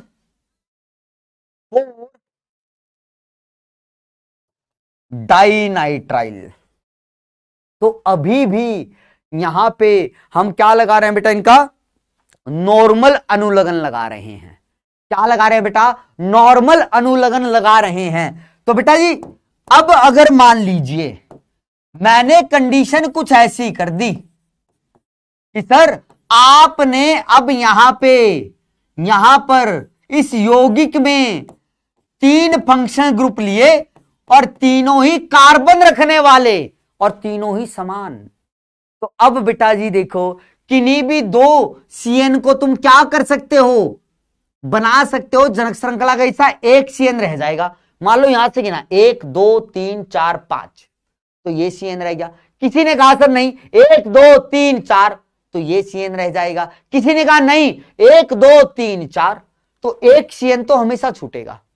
और जो CN या बोलो जो समूह को तुम छोड़ दोगे वो बुरा मान जाएगा कि भाई मेरे साथ ना इंसाफी क्यों, जब इनको जनक श्रृंखला का हिस्सा बनाया तो मुझे भी बनाओ, मुझे क्यों छोड़ रहे हो? तो भैया अब वो तरीका तो है नहीं। तो साइंटिस्टों ने क्या कहा, भाई इन तीनों को ही अब जनक श्रृंखला का हिस्सा मत मानो। अब इन तीनों को जनक श्रृंखला का हिस्सा मत मानो और इनको छोड़ के देख लो कार्बन श्रृंखला कितने की बनती है। तो तुम कहोगे सर 3 की। और अब जब नाम लिखूंगा इस यौगिक का, तो अब यहां पे इन फंक्शनल ग्रुप का मैं नॉर्मल अनुलग्न नहीं, क्या लगाऊंगा बेटा? स्पेशल अनुलग्न। और यहां पे CN का नॉर्मल अनुलग्न होता है बेटा नाइट्राइल, और स्पेशल अनुलग्न होता है कार्बोनाइट्राइल। अब ये याद होना चाहिए, ये वाली टेबल देखो, कार्बोनाइट्राइल होता है CN का। तो पहली कंडीशन समझ में आ रही है तुम्हें कि भैया कब इनका ये स्पेशल अनुलग्न लगाना है, कब इनका ये स्पेशल अनुलग्न लगाना है। तो नाम क्या होगा बेटा इसका नाम हो जाएगा प्रोपेन 1 2 3 ट्राई कार्बोनाइट्राइल। क्या हो जाएगा बेटा? Try carbonitrile. और यही चीज बेटा यहां बोली गई है कि यदि किसी यौगिक में 3 या उससे अधिक कार्बन रखने वाले फंक्शनल ग्रुप हो तो फंक्शनल ग्रुप के कार्बन को जनक श्रृंखला में नहीं लेते और ऐसे यौगिक में हम फंक्शनल ग्रुप का स्पेशल अनुलग्न लगाते हैं, स्पेशल अनुलग्न लगाते हैं। तो ये स्पेशल अनुलग्न तुम्हें याद होने चाहिए और कब लगाना है उसके लिए मैंने तुम्हें पहली कंडीशन बता दी है, उसके लिए बेटा मैंने आप लोगों को पहली कंडीशन बता दी है। ठीक है, अब सर इनको लगाने के लिए एक सेकंड कंडीशन भी आती है, एक सेकंड कंडीशन भी आती है सर, जरा उसकी चर्चा भी कर लो, आप जरा उसकी चर्चा भी कर लो। ठीक है, पहली कंडीशन बेटा मैंने बता दी स्पेशल अनुलग्न कब लगाना है। अब दूसरी कंडीशन भी है, अब यहां पे केस 2 लिख देता हूं। केस 2 भैया किसके लिए कि कब हमें स्पेशल अनुलग्न लगाना है। ठीक है, तो लिखता हूं पहले, फिर इसके उदाहरण देके समझाता हूं। तुम्हें क्या दिखे, यदि वलय सीधे सीधे फंक्शनल ग्रुप वाले कार्बन से जुड़े, मतलब ऐसे फंक्शनल ग्रुप से जुड़े जिसके अंदर कार्बन हो, और वो कार्बन किससे जुड़े भैया, सीधा वलय से जुड़ा हो। तो लिखा है यदि वलय सीधे फंक्शनल ग्रुप वाले कार्बन से जुड़े तो हम वलय को पेरेंट चेन, पीसी का मतलब पेरेंट चेन मान लेते हैं, पेरेंट चेन मान लेते हैं और फंक्शनल ग्रुप के लिए क्या करते हैं बेटा, स्पेशल सफिक्स मतलब स्पेशल अनुलग्न यूज करते हैं। क्या करते हैं बेटा, स्पेशल अनुलग्न यूज करते हैं। उदाहरण देता हूं, मान लो भाई मैंने ये चीज लिखी, एक वलय लिया और इस वलय से मैंने फंक्शनल ग्रुप लगाया जिसके अंदर कार्बन है और वो कार्बन सीधे तौर पे वलय से जुड़ा है। एक कंडीशन ये है और एक कंडीशन आप लोगों के लिए ये ले लेता हूं, CH2COOH। तो फर्क देख रहे हो, फर्क क्या है बेटा, सिर्फ यही है कि सर यहां पे भी फंक्शनल ग्रुप COH है, यहां पर भी है, लेकिन सर इस फंक्शनल ग्रुप का कार्बन सीधे तौर पे किससे नहीं जुड़ा हुआ, वलय से। यहां पे क्या है बेटा, सीधे तौर पे किससे जुड़ा हुआ है, वलय से। तो सर ये वाला पॉइंट यहां लगेगा। ये क्या कहता है, यदि कोई वलय सीधे तौर से फंक्शनल ग्रुप के कार्बन से जुड़ा हो तो बेटा इस वलय को क्या मान लोगे तुम, पेरेंट चेन, और जो फंक्शनल ग्रुप है उसके लिए क्या लगाओगे बेटा तुम, स्पेशल सफिक्स का इस्तेमाल करोगे। तो सर अब इसका नाम लिखो, पेरेंट चेन है सर क्या, 6 कार्बन का वलय, तो क्या हो जाएगा, आप कहोगे सर ये होगा साइक्लोहेक्सेन। क्या होगा बेटा, साइक्लोहेक्सेन, और इस साइक्लोहेक्सेन पे क्या जुड़ा हुआ है, COH। तो अब यहां पे ओइक एसिड नहीं लिखूंगा सर, COH का स्पेशल सफिक्स, स्पेशल अनुलग्न, और स्पेशल अनुलग्न क्या है मेरे बच्चे, इसका कार्बोक्सिलिक एसिड है। तो सर इसका नाम क्या हो जाएगा, साइक्लोहेक्सेन कार्बोक्सिलिक एसिड। बस खत्म काम। सर क्या यहां पर भी मैं ऐसा ही करूंगा, मैं कहता हूं नहीं भाई, यहां पर तुम ऐसा नहीं कर सकते। क्यों, क्योंकि सर वलय सीधे तौर पे फंक्शनल ग्रुप के कार्बन से नहीं जुड़ा हुआ। तो सर अब क्या करेंगे, अब तो जैसे तुम नॉर्मल कहानी करते आए हो वैसे करोगे। अब तुम्हें इस कार्बन को किसका हिस्सा मानना है बेटा, जनक श्रृंखला का, तो इसे नंबर 1 कार्बन बोलो। तो ये नंबर 1 कार्बन, ये नंबर 2, बस। और ये वलय क्या बन गया सर, अब ये साइड चेन का कार्य कर रहा है। तो सर अब इसको आपने जनक श्रृंखला का हिस्सा माना है, तो अब यहां पे इसका नॉर्मल अनुलग्न लगेगा। तो इसका नाम क्या होगा मेरे बच्चे, तो इसका नाम होगा, पहले साइड चेन लिखूंगा बेटा, 2 साइक्लोहेक्साइल, 6 कार्बन की है ना भाई, तो हेक्स साइक्लो शब्द क्यों लगाया, वलय है, और वाईएल क्यों लगाया, क्योंकि सब्स्टिट्यूएंट है, या बोलू साइड चेन है भाई। उसके बाद बेटा इथेनॉइक एसिड, बस खत्म, बस खत्म भाई। अब देखो इसके उदाहरण हैं ये तुम्हारे पास, इसके उदाहरण है ये मैं बस तुम्हें अब इनका आइडिया दे देता हूं, ये तुम्हारा होमवर्क रहेंगे नाम लिखने के लिए। तो सर यहां पे देखो फंक्शनल ग्रुप, और उस फंक्शनल ग्रुप का कार्बन सीधे तौर पे वलय से जुड़ा हुआ है, तो इस फंक्शनल ग्रुप का नॉर्मल अनुलग्न नहीं, क्या लिखूंगा बच्चे, आप कहोगे सर स्पेशल अनुलग्न लिखा जाएगा। और सर यहां पे इस वाली को क्या मानूंगा मेरे बच्चे, पेरेंट चेन। अब इस पेरेंट चेन की नंबरिंग कहां से करोगे, जहां पे फंक्शनल ग्रुप जुड़ा हुआ है। तो सर अब नंबर 1 कार्बन इसे मत देना भाई, अब इसको दोगे। पेरेंट चेन में इस वलय को मान रहा हूं, मैंने बोला क्या भाई, अभी ये पेरेंट चेन का हिस्सा नहीं है, पेरेंट चेन तो ये वलय है।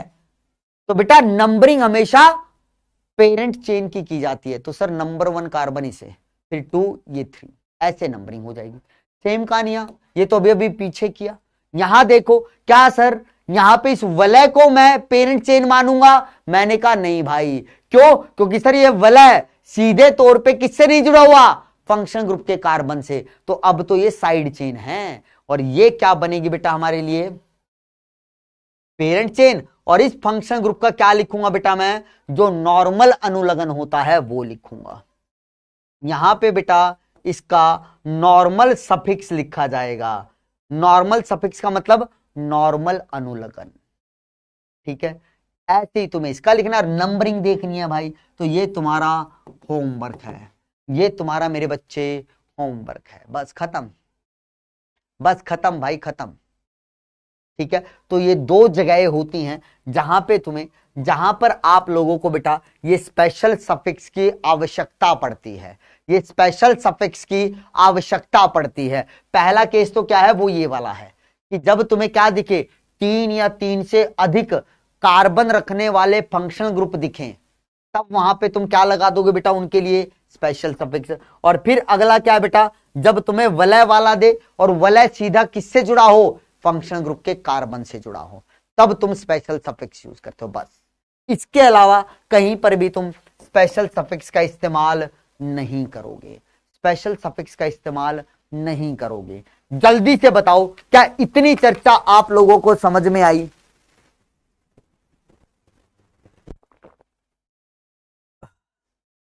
क्लियर है बेटा?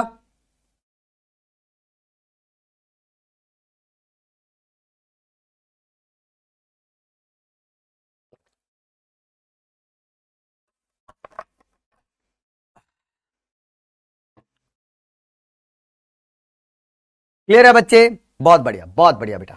चलो भैया अब कुछ नहीं बचा भाई, अब कुछ नहीं बचा।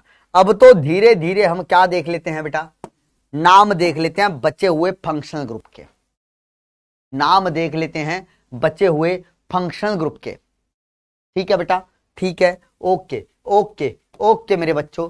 अब जरा शांति का दान दीजिएगा। अभी मैं क्या कर रहा हूं बेटा, बचे हुए फंक्शनल ग्रुप भी तुम्हें समझा रहा हूं। अब जरा एक बार उस टेबल पे आ जाओ। ये देख भाई, ये टेबल देखो, ये टेबल देखो, और जरा इसको देखो। यहां पे आर भी लिख सकते हो तुम, आर डैश लिख दो तो क्या बना, आर डैश COOR। एक आर क्या है बेटा, ये अल्काइल समूह है,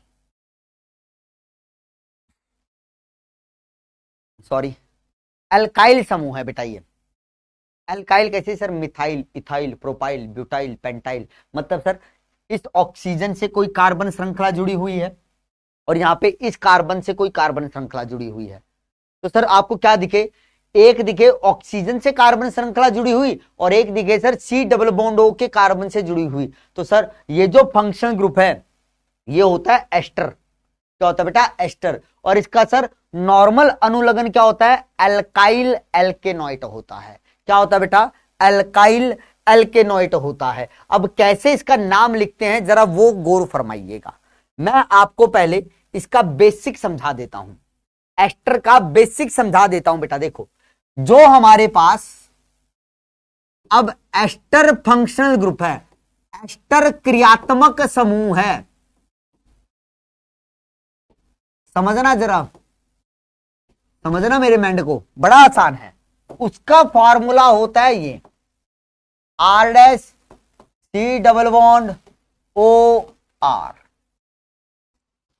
ठीक है बेटा, ये अल्काइल समूह समान भी हो सकते हैं और अलग अलग भी। मतलब मान लो इस ऑक्सीजन के साथ एक कार्बन का जुड़ा हो, इस कार्बन के साथ भी कोई एक कार्बन जुड़ सकता है। इस ऑक्सीजन के साथ दो कार्बन जुड़े हो तो इस कार्बन के साथ दो कार्बन जुड़ सकते हैं। तो समान भी हो सकते हैं, अलग अलग भी। मान लो यहां एक जुड़ा, यहां 5 जुड़ गए, यहां 6 जुड़े, यहां 2 जुड़ गए, तो अलग अलग भी हो सकते हैं, समान भी। ठीक है, वो अलग चीज है सर। अब देखो मैंने क्या बोला बेटा, इसका जो नाम लिखते हैं ना वो कैसे लिखते हैं, एक तो लिखते हैं एल्काइल, फिर लिखते हैं एल्केनोइट।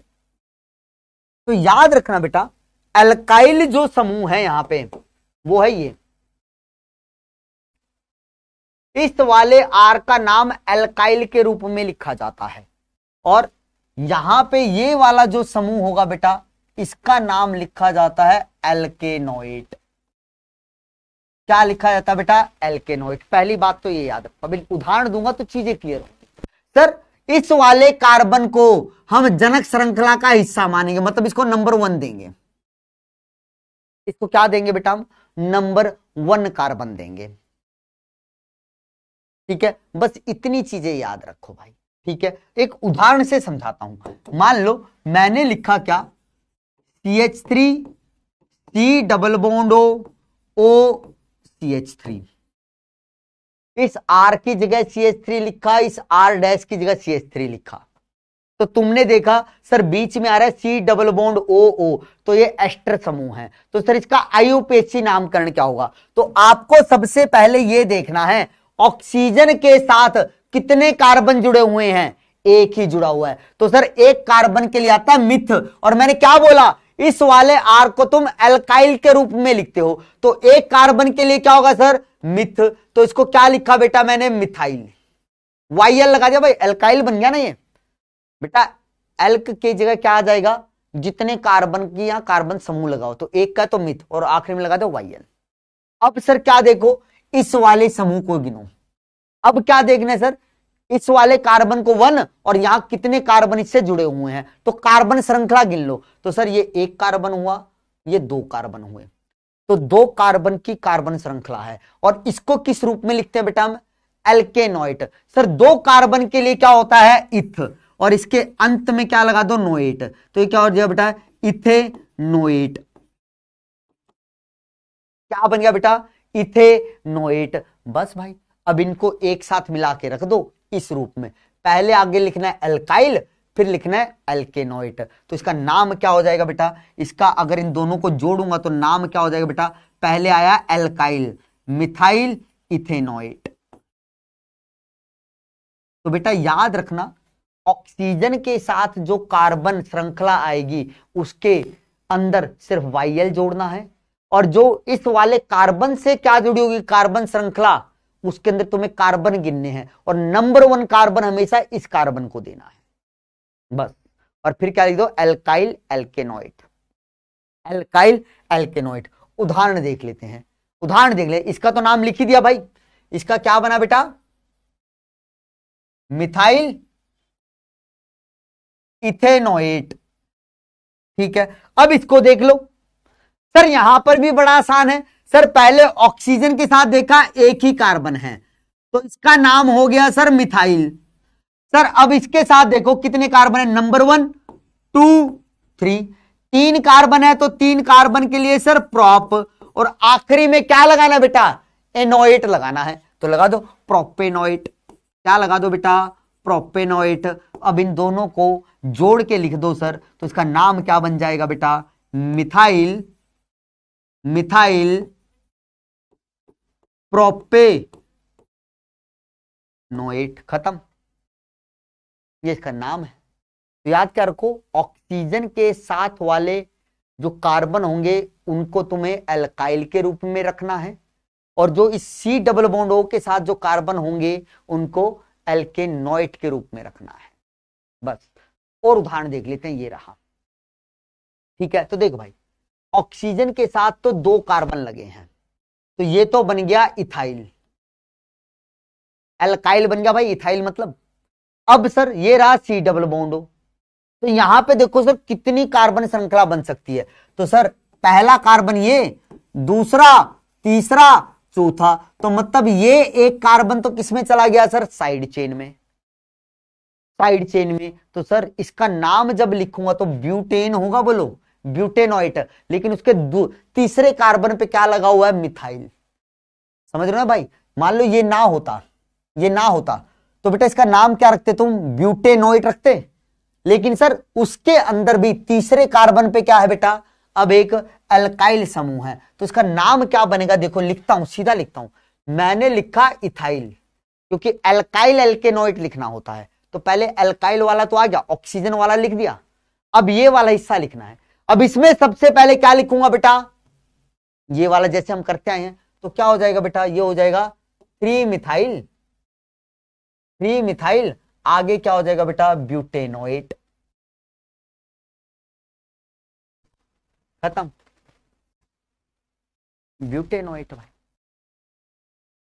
इसको लिख लो सर, 2 कार्बन मतलब इथाइल,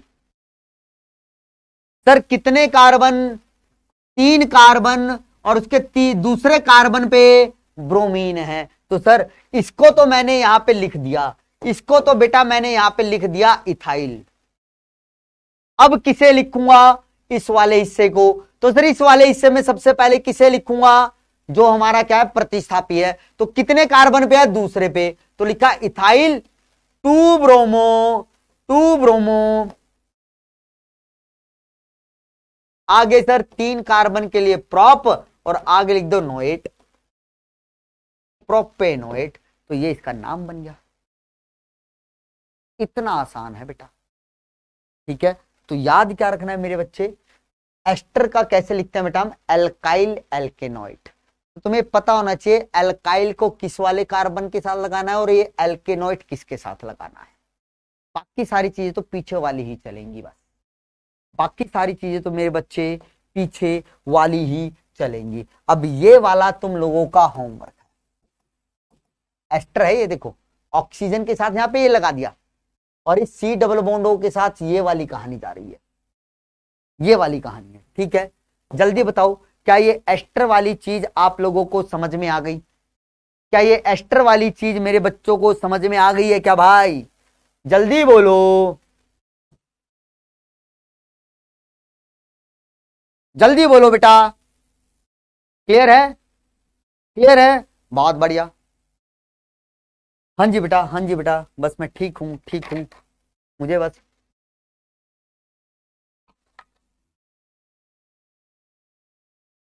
पता नहीं बेटा एकदम से क्या हुआ, मुझे बहुत मतलब घुटन हो रही है, बहुत घुटन हो रही है, पता नहीं क्यों। मतलब अभी तुम्हें पता, मतलब तुम यकीन नहीं करोगे, मैं ना मतलब अभी पीछे से कमर मेरी भीगी हुई है पसीने में, एकदम मुझे एकदम पसीना आया हुआ है इस टाइम पे, पीछे से ऐसा लग रहा है कमर एकदम भीग गई है मेरी। चलो कोई बात नहीं, कोई बात नहीं बेटा, लेकिन ये पूरा करवाऊंगा, चिंता मत करो, ये पूरा करवाऊंगा, इसको हमें लटकाना नहीं है, ठीक है। जैसे ये पूरा होगा मैं क्लास एंड कर दूंगा तभी, ठीक है, क्लास एंड कर दूंगा।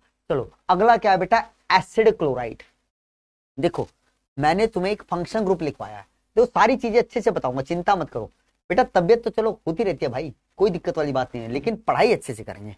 ये है वो एसिड क्लोराइड, जिसको मैंने क्या बोला बेटा यहाँ पे, ऑयल हैलाइड।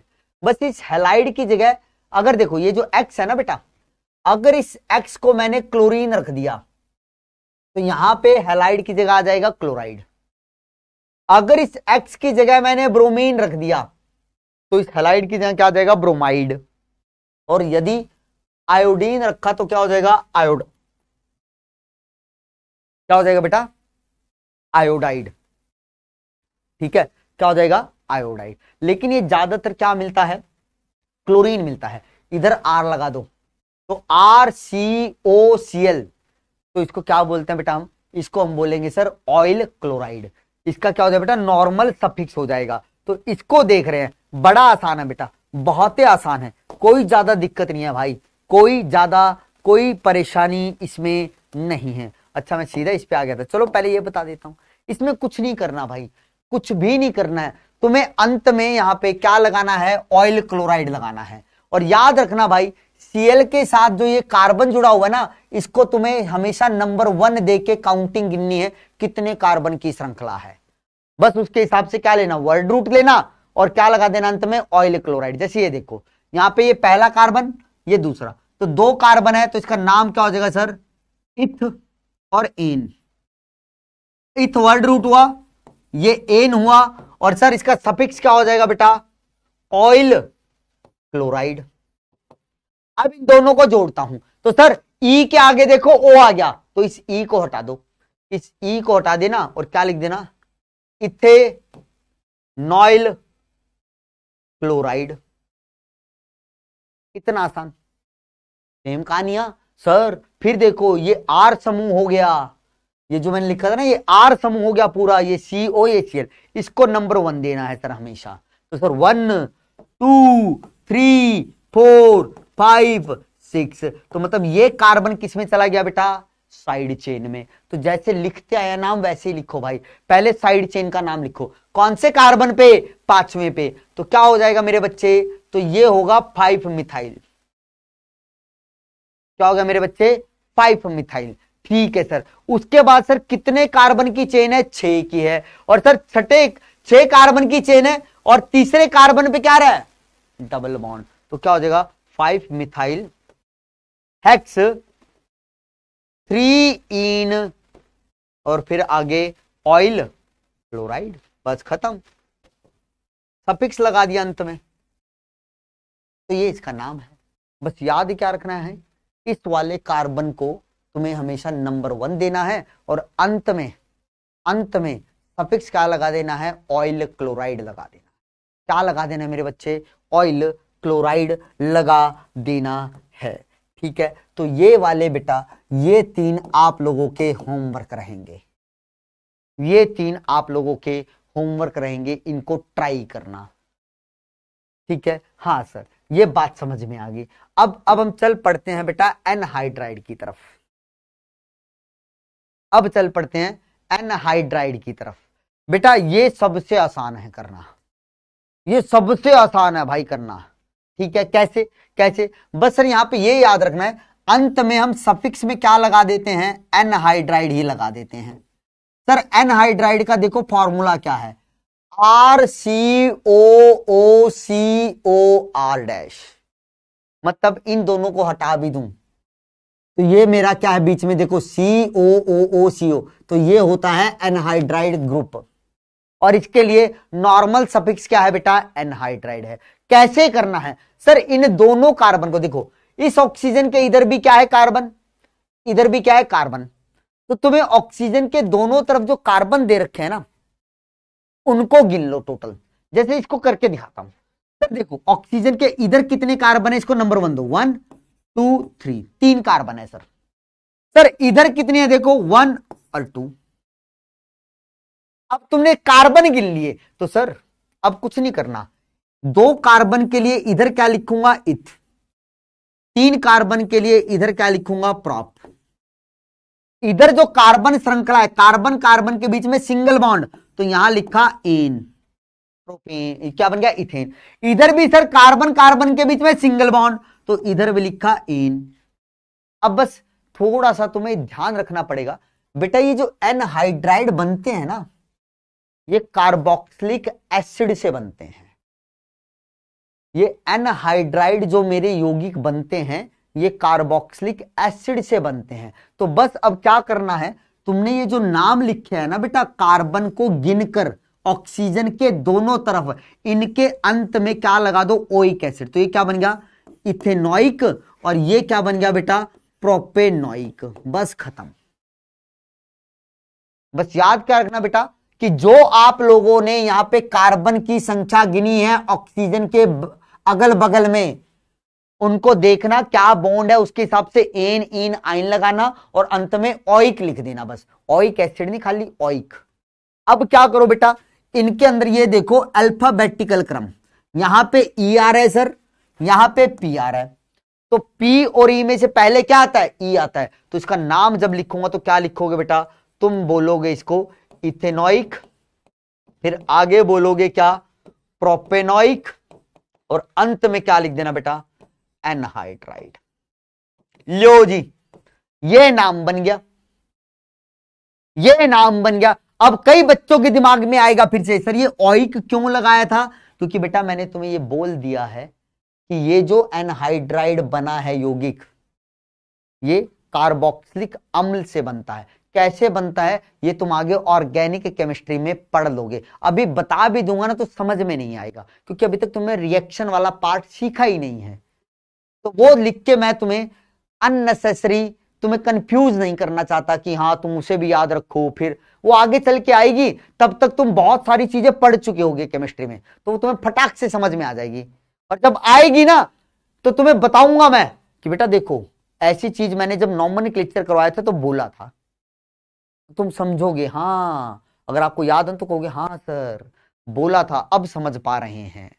ठीक है, ठीक है सर। तो इसके उदाहरण देख लेता हूं, एक ये वाला और, तो सर यहां पे क्या गिनो, कार्बन गिनो। सर यहां पे देखा क्या, यहां पर, अरे ये तो वही चीज लिख दी मैंने मेरे ख्याल से फिर से, हाँ भाई ये तो वही चीज लिख दी यार, वही चीज लिख दी। तो ऐसा करते हैं ना, ऐसा करते हैं ना, यहाँ पे कुछ और ऐड कर देता हूँ, कुछ और ऐड कर देता हूँ। यहाँ पे क्या हुआ बेटा, यहाँ पे एक और कर देता हूं, मान लो। अब इसका नाम लिख दो भाई, इसका नाम लिख दो, कहानी वही रहेगी। सर यहाँ पे कितने कार्बन बन रहे हैं, 4, ऐसे लिखा। सर यहाँ कितने बन रहे हैं, 2, तो सर यहाँ पे आएगा इथ, यहाँ पे आएगा ब्यूट, तो सर पहले क्या लिखा जाएगा, बी लिखा जाएगा। तो इसका नाम क्या होगा सर, इसका नाम हो जाएगा ब्यूटेनॉइक, इसका लिख दिया। अब इसका लिखो ब्यूटेनॉइक, इथेनॉइक, और फिर अंत में क्या आ जाएगा मेरे बच्चे, ये आ जाएगा एनहाइड्राइड, क्या आ जाएगा, एनहाइड्राइड। बस खत्म, खत्म भाई खत्म। ठीक है, इतना आसान है, इतना आसान है भाई। तो इसके अंदर मुझे लगता है तुम्हें अब कुछ देने की तो आवश्यकता है नहीं, देने की तो आवश्यकता है नहीं। ठीक है, चलो सर, चलो आगे बढ़ते हैं। और आगे अब मैं तुम्हें बताता हूं कौन से वाला बेटा, अमीन का नोमेनक्लेचर, इसका बेटा अमीन का नोमेनक्लेचर। ठीक, तो बेटा ये होता है मेरा फंक्शन ग्रुप, और इसके लिए जो हम नॉर्मल सफिक्स यूज करते हैं, जो अनुलग्न यूज करते हैं, वो अमीन ही होता है। मतलब नाम लिखेंगे IUPAC और अंत में क्या लिख देंगे, अमीन, क्या लिख देंगे, अमीन। अब याद क्या रखना है कि सर ये फंक्शन ग्रुप है, तो ये वाला जिस कार्बन से जुड़ा होगा ये वाला समूह, उस कार्बन को तुम्हें जनक श्रृंखला का हिस्सा बनाना है। क्या बनाना है, जनक श्रृंखला का हिस्सा बनाना है। तो जैसे यहां पे देखो एक ही कार्बन की जनक श्रृंखला दिख रहा है, तो मीथेन, तो क्या बन गया बेटा, मीथेन, और अंत में क्या लगा दिया, अमीन, खत्म भाई। तो क्या बन गया, मीथेन अमीन।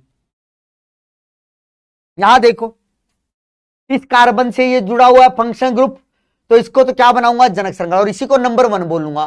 तो सर नंबर 1, 2 और ये नंबर 3, खत्म भाई। तो सर ये क्या बन गया मेरे लिए, साइड चेन। तो किस कार्बन पे, पहले पे, तो नाम क्या हो जाएगा, तो इसका नाम होगा सर 1 मिथाइल, 1 मिथाइल, आगे क्या बेटा, 1 मिथाइल प्रोपेन अमीन। अच्छा ये ई हटा देना, ये ई हटा देना भाई, क्योंकि आगे आई ए आ गया ना, तो ये बन गया भाई। तो बस यार देखो छोटी मोटी चीजें हैं, मेरे ख्याल से अब ये इतनी ज्यादा भारी चीजें नहीं है कि तुम्हें पता भी ना चले कि सर इसको नंबर 1 क्यों दिया, क्योंकि भैया इस कार्बन से फंक्शन ग्रुप जुड़ा है, और नंबरिंग करते हुए हमें वरीयता हमेशा फंक्शन ग्रुप को देनी है। और इस तरफ क्यों गए, क्योंकि सर लंबी कार्बन श्रृंखला बन रही थी 3 कार्बन की। अगर इधर से करता तो सर यहां पे तो 2 की बनती है ना, देखो 1 और 2। अब कोई कहेगा कि सर नंबर 1 इसे क्यों नहीं दिया, क्योंकि बेटा हमें उस कार्बन को छोटा देना होता है, sorry sorry sorry sorry sorry sorry sorry sorry sorry sorry sorry sorry गड़बड़ गड़बड़ गड़बड़ गड़बड़ गड़बड़ गड़बड़ गड़बड़, नहीं बेटा ये गड़बड़ कर गया भाई, मैं ये गड़बड़ कर गया, सॉरी, आई एम सॉरी बेटा जी, I am so sorry, I am so sorry. एक बार मेरे बच्चे ये मैं गड़बड़ कर गया, आई एम सॉरी, माफ कीजिएगा, माफ कीजिएगा बेटा। इसको नंबर 1 देंगे, 1 2 3 4 ऐसे, जैसे अल्कोहल वाला करते थे वैसा ही है, बस वैसा ही है। हमने नंबरिंग यहां से क्योंकि सर इस कार्बन को नंबर 2 मिलेगा, इस कार्बन को नंबर 2, मान लो यहाँ पे OH होता तब भी तो ऐसे ही करते थे, तो इसका नाम क्या हो जाएगा, तो सर ये हो जाएगा मेरे पास ब्यूट एन और आगे 2 अमीन, क्या हो जाएगा, ब्यूट एन 2 अमीन। ठीक है, हाँ ऐसा करना है, ऐसा करना है। जैसे जैसे मान लो ये वाला तो हमने कर लिया, ये वाला हमने कर लिया है, ठीक है। ये वाला मान लो इसको ऐसे कर देता हूं, एक इधर बना देता हूं, एक इधर बना दिया ऐसे। तो इसको देखते हैं भाई, इसको कैसे करेंगे। तो सर कुछ नहीं करना, सीधा सीधा आपको देखना है, हमें इस वाले कार्बन को जनक श्रृंखला का हिस्सा बनाना है। तो सर यहां से काउंटिंग लिखना, चलो 1 2 3 4। तो ये कार्बन किस में चला गया सर, साइड चेन में। तो लिखो, तो इसका नाम क्या होगा बेटा, आप कहोगे सर इसका नाम हो गया 3 मिथाइल, आगे क्या हो गया बेटा, ब्यूटेन 2 अमीन, ब्यूटेन 2 अमीन। जरा अब इसको देखना, जरा अब इस वाले को देखो सर, नंबर 1 2 3 4 ऐसे लिखोगे, हाँ सर। अब गलती से भी मेरे बच्चे यहां से गिनती मत लिखना, 1 2 3 4। यहां से देखने से क्या लगेगा कि सर डबल बॉन्ड को देखो आपने 1 नंबर दे दिया, लेकिन बेटा फंक्शन ग्रुप को कौन सा मिल गया, तीसरा मिल गया। लेकिन बेटा मल्टीपल बॉन्ड और फंक्शन ग्रुप में वरीयता किसे देनी है, आप कहोगे सर फंक्शन ग्रुप को, हमें छोटा नंबर फंक्शन ग्रुप को देना है। तो नंबरिंग कौन सी होगी, जो ऊपर लिखी है मैंने पीले से, जो ऊपर लिखी है भाई पीले से उसको देनी है। तो सर इसका नाम लिखो, तो इसका नाम क्या हो जाएगा बेटा, 4 कार्बन के लिए ब्यूट, और सर तीसरे कार्बन पे है ब्यूट 3 इन और उसके बाद 2 अमीन, बस खत्म कहानी। ये कहानी है भाई, ये कहानी है। अब इस वाले को देखो जरा, इस वाले को देखो, अब तुम्हें दिखेगा सर यहां पे तो NH2 है ही नहीं भाई, कुछ नहीं हुआ। मान लो मैंने किया क्या है, जरा सुनना, जरा यहां पे कहानी सुनना एक बात बेटा। यहां पे देखो NH2 के नाइट्रोजन से क्या जुड़ी है, कार्बन श्रृंखला। यहां पे भी NH2 के नाइट्रोजन से कार्बन श्रृंखला जोड़ दी मैंने, यहां पर भी वही था, बस इसको क्या किया मैंने, मान लो यहां पे NH2 था, इस नाइट्रोजन से 2 हाइड्रोजन जुड़े हुए थे और इस नाइट्रोजन से फिर एक कार्बन श्रृंखला। मैंने क्या किया मेरे बच्चे, इस नाइट्रोजन के साथ जो एक हाइड्रोजन था ना उसको हटाया और उसकी जगह क्या लगा दिया, CH3 लगा दिया। तो ये भी अमीन है, ये भी अमीन है, लेकिन सर ये सेकेंडरी अमीन है। याद रखना बेटा, यदि तुम्हें NH2 दिखे और उससे जुड़ी हुई कोई कार्बन श्रृंखला दिख जाए तो इसको बोलते हैं हम प्राइमरी अमीन। सुनना जरा बात को, अगर आपको क्या दिखे, कहीं पे NH दिखे और उससे जुड़ी हुई 2 कार्बन श्रृंखलाएं दिखे तो उसको बोलते हैं हम सेकेंडरी अमीन। और सर अगर मुझे N दिखे और उससे जुड़ी हुई 3 कार्बन श्रृंखलाएं दिखें, ये R किसको दर्शाता है, कार्बन श्रृंखला को, तो सर इसको बोलते हैं हम तृतीयक अमीन, मतलब 3 डिग्री अमीन।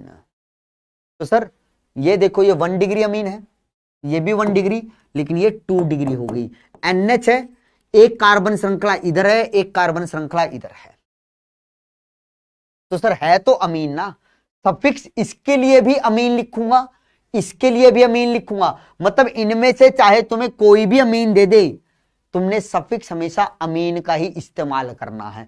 आप कहोगे ठीक है, अब इसका नाम कैसे लिखोगे। अब तुम्हें देखना क्या है कि सर NH है और यहां पे तुम्हें क्या दे दिया बेटा, 2 कार्बन श्रृंखलाएं, तो ये देख लो कौन सी कार्बन श्रृंखला लंबी है। तो तुमने देखा सर यहां पे 2 कार्बन की कार्बन श्रृंखला है और यहां पे 1 कार्बन की है, तो लंबी तो ये बनेगी ना, तो मतलब ये हमारी क्या बन गई, ये हमारी क्या बन गई मेरे बच्चे, जनक श्रृंखला बन गई। तो सर वर्ड रूट तो इसके हिसाब से आएगा। तो मतलब सर ये वाली कार्बन श्रृंखला किसमें चली गई हमारे पास, साइड चेन में। और ये किससे जुड़ी हुई है, नाइट्रोजन से। किससे जुड़ी हुई है, नाइट्रोजन से। फिर बताता हूं क्या करना है।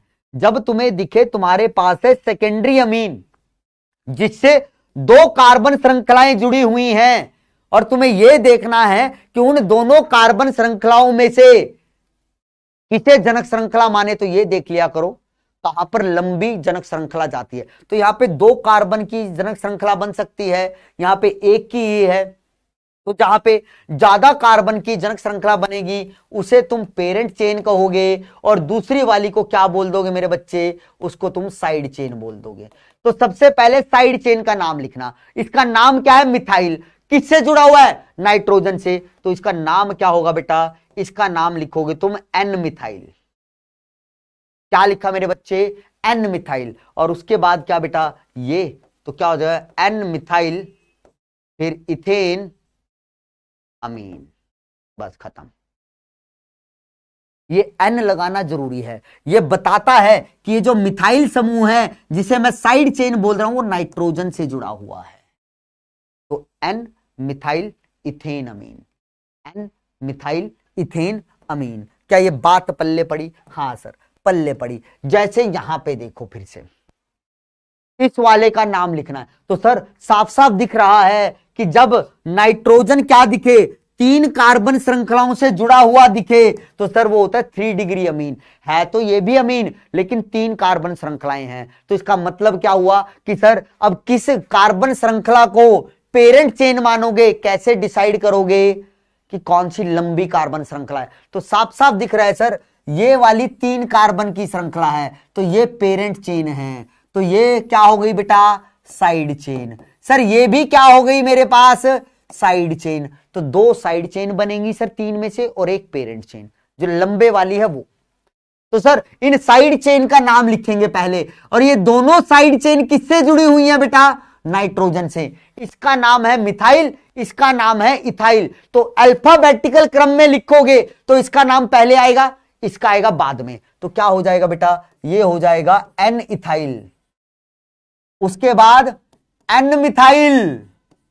समझे ये एन एन क्यों लगाया बेटा, क्योंकि ये दोनों साइड चेन नाइट्रोजन से जुड़ी हैं। पहले इथाइल क्यों रखा, क्योंकि सर अल्फाबेटिकल क्रम में ई पहले आता है एम बाद में। तो साइड चेन लिख दी। सर अब किसका लिखो, मेन चेन का। तो क्या हो जाएगा बेटा, इसका हो जाएगा प्रोपेन अमीन, खत्म। होमवर्क आपका, होमवर्क है ये आप लोगों का।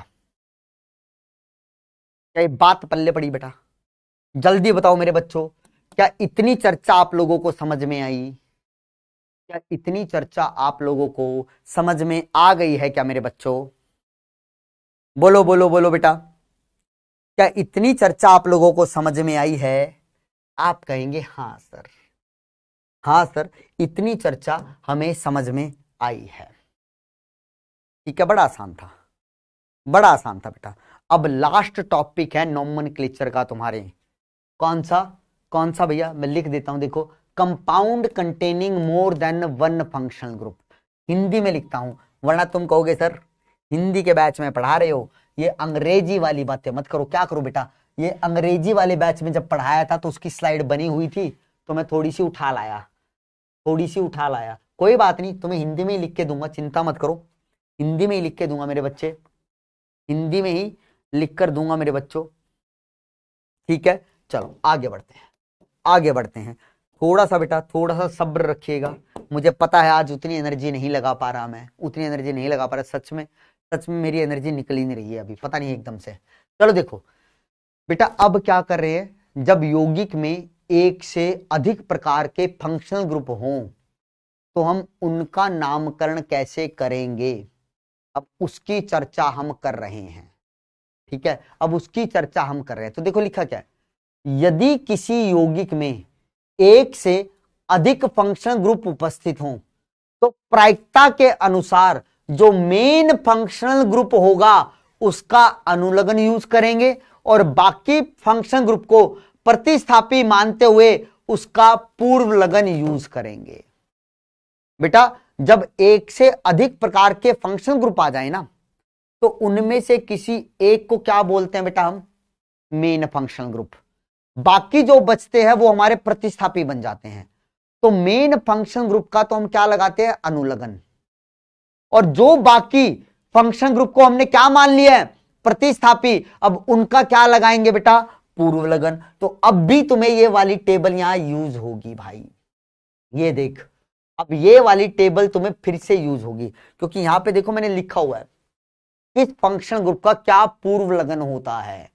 ठीक है, ये पूर्व लगन वाली भी चीजें अब तुम्हें याद होनी चाहिए, ये याद होनी चाहिए। एग्जाम्पल से समझाऊंगा तुम्हें। और फिर ये प्रायिकता कैसे पता चलेगी? तो प्रायिकता का क्रम तुम्हें यहां से पता चलेगा बेटा। अब याद करो, मैंने तुम्हें कल ये वाली याद करने के लिए दी थी, ये प्रायिकता है।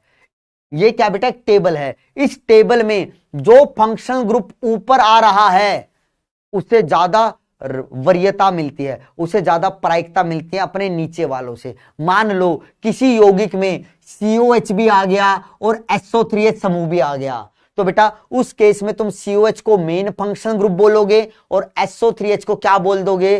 प्रतिस्थापी बोल दोगे। तब उस यौगिक का नाम लिखते हुए COH का क्या लगाओगे? अनुलगन, और SO3H का क्या लगाओगे? पूर्व लगन। मान लो हमारे पास कोई ऐसा यौगिक आया जिसके अंदर COH है और OH है, तो सर इन दोनों में ऊपर की तरफ कौन आ रहा है? तो तुम कहोगे सर COH आ रहा है। तो COH क्या हो जाएगा? Main functional group. और OH क्या हो जाएगा सर? प्रतिस्थापी। तो सर जो मेन फंक्शन ग्रुप है उसका क्या लगाओगे? अनुलगन। और सर इसका क्या लगाएंगे फिर हम? पूर्व लगन लगाएंगे। तो अब तुम्हें पता होना चाहिए कि किस फंक्शन ग्रुप को तुम्हें प्रायिकता देनी है, किसको नहीं। और इसको याद करने के लिए बेटा तुम्हें बस थोड़ी सी मेहनत करनी है। देखो ऊपर दोनों एसिड लिखे हैं मैंने, ये दोनों एसिड है, ये दोनों एसिड है, ये कार्बोक्सिलिक, ये सल्फोनिक। कार्बोक्सिलिक और फिर सल्फोनिक। फिर उसके बाद भैया ये याद रखनी है तुम्हें, 4 एनहाइड्राइड, एस्टर, एसिड क्लोराइड और amide. Anhydride, ester, acid chloride और क्या बेटा? अमाइड। ठीक है, इनको हम क्या बोलते हैं बेटा? Acid derivative. समझ में आएगा? मतलब जो एसिड से बनाए गए हैं। कौन से एसिड से बनाए गए हैं बेटा? ये चारों बेटा हम इस कार्बोक्सिलिक एसिड से ही बनाते हैं। ये जो लिखा है ना, एनहाइड्राइड, एस्टर, एसिड क्लोराइड और अमाइड, ये चारों इससे बने हैं। तो इसलिए इन चारों को क्या बोलते हैं? एसिड डेरिवेटिव या एसिड व्युत्पन्न, एसिड व्युत्पन्न बोलते हैं। ठीक है, तो पहला क्या हुआ सर? Carboxylic acid. दूसरा क्या हुआ सर? सल्फोनिक। फिर क्या हुआ सर? एनहाइड्राइड। फिर क्या हुआ? एस्टर। फिर क्या हुआ? Acid chloride. फिर क्या हुआ? अमाइड। बहुत बढ़िया सर। उसके बाद सर ट्रिपल बॉन्ड वाले आएंगे। ट्रिपल बॉन्ड वाले ये दो हैं sir, C triple bond N और एक बार N ट्रिपल बॉन्ड C लिख दो। दोनों में फर्क समझ में आ रहा है? सर यहां पे कार्बन से कार्बन श्रृंखला जुड़ी होगी, यहां नाइट्रोजन से कार्बन श्रृंखला जुड़ी होगी। इसको बोलते हैं नाइट्राइल समूह, इसको बोलते हैं आइसोनाइट्राइल समूह। पीछे लिखा है। तो क्या हुआ सर? पहले एसिड आए, फिर एसिड से बनने वाले 4 यौगिक आए, फिर ट्रिपल बॉन्ड वाले आए।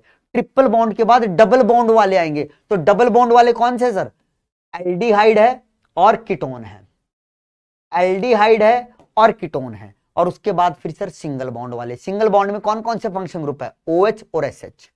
ये थायोल है, ये अल्कोहल है। तो 1-2 बार लिखोगे ना, दिमाग में फिट है भाई। और इस टेबल के अंदर जो ऊपर आएगा, ऊपर वाला मेन फंक्शन ग्रुप होगा और उससे नीचे वाला क्या हो जाएगा भैया? हमारा प्रतिस्थापी बन जाएगा।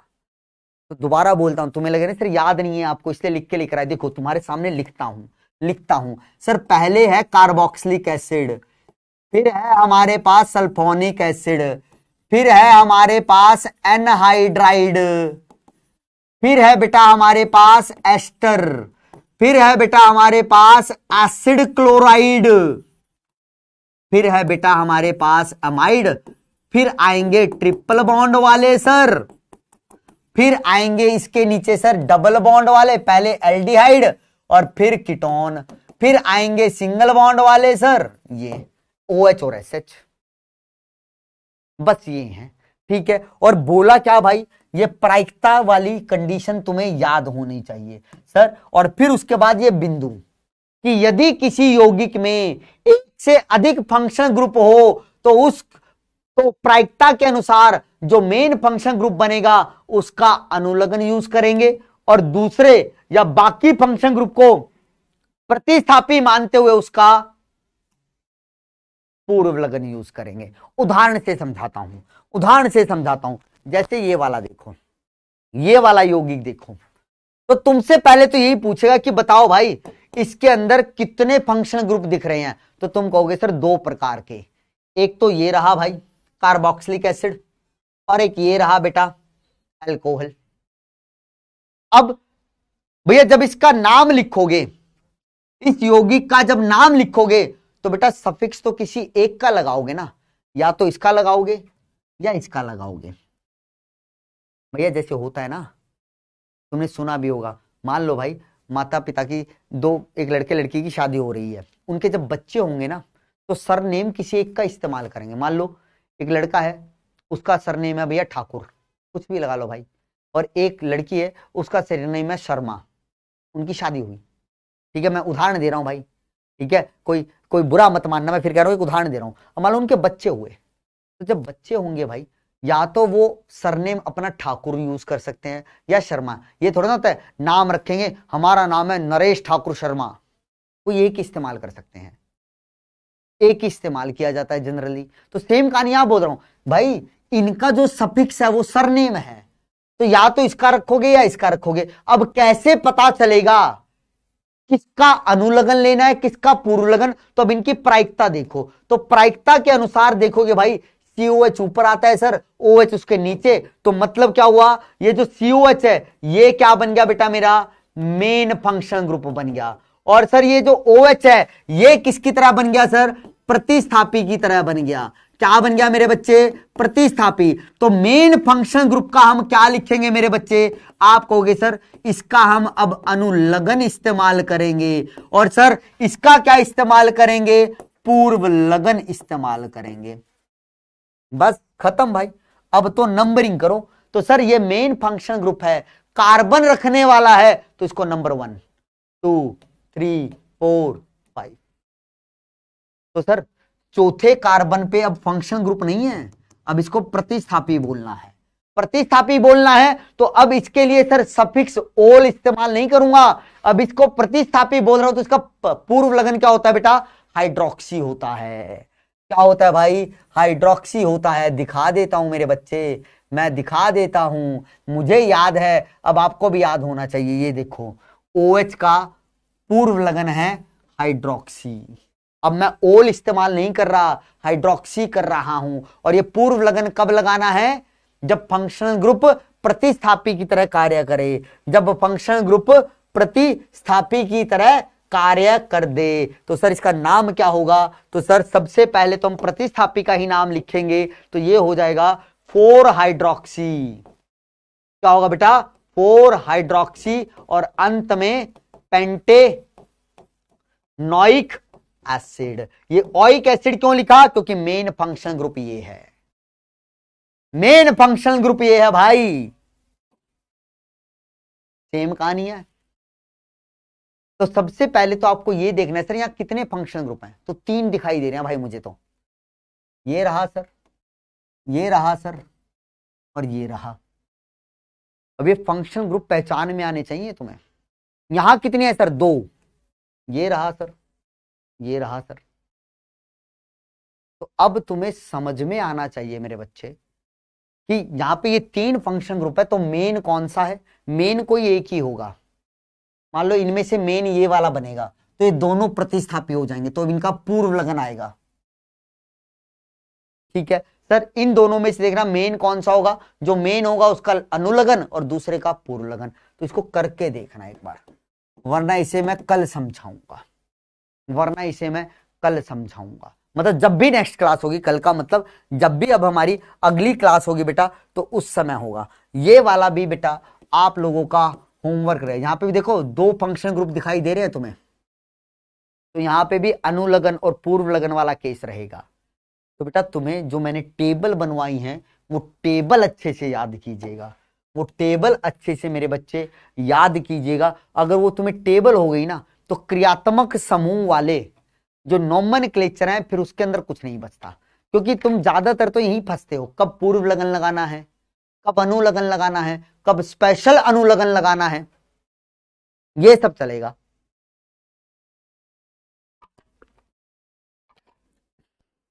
ठीक है, तो बेटा ये खत्म होता है भैया हमारा क्या, आईयूपीएससी नॉमेनक्लेचर। मेन पार्ट बेटा आईयूपीएससी नॉमेनक्लेचर का खत्म। अब बेंजीन वाला जो बचा है, वो बेंजीन वाला तुम्हें आगे पढ़ाते पढ़ाते मैं सब समझा दूंगा, यहां पे अलग से नहीं करवाता। वो जब आगे हम ऑर्गेनिक पढ़ेंगे ना बेटा, तो उसके अंदर आएगा वो, तो वहीं पे तुम्हें बतला दूंगा। वो बड़ा आसान है, वो ज्यादा पूछा भी नहीं जाता है, लेकिन वो मैं तुम्हें बतलाता हुआ चलूंगा।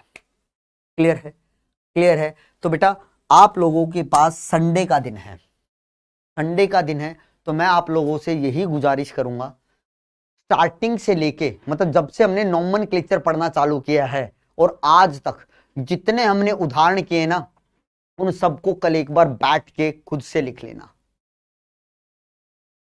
नॉमेनक्लेचर का कोई सवाल गलत हो जाए ऐसा हो ही नहीं सकता अगर तुमने वो सारे उदाहरण दोबारा से कर लिए।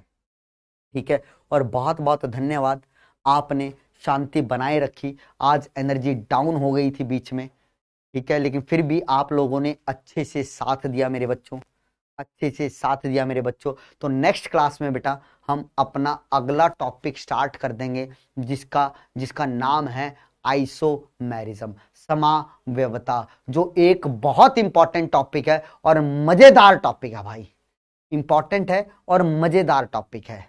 ठीक है, तो बेटा आप लोगों से यही गुजारिश है, तो जितना मैंने करवाया है पहले उसको अच्छे से कीजिएगा, फिर आगे बढ़ने की सोचिएगा। और बेटा इस आईयूपीएससी नॉमेनक्लेचर की वजह से बहुत दिक्कतें आ सकती हैं तुम्हें, आगे दिक्कतें आ सकती हैं, तो इसको अच्छे से कर लेना, क्योंकि कई बार तुम्हें फॉर्मूला नहीं बताता है, वो नाम लिख देगा, तो उस नाम को पढ़ के तुम्हें खुद ब खुद फॉर्मूला बनाना पड़ेगा।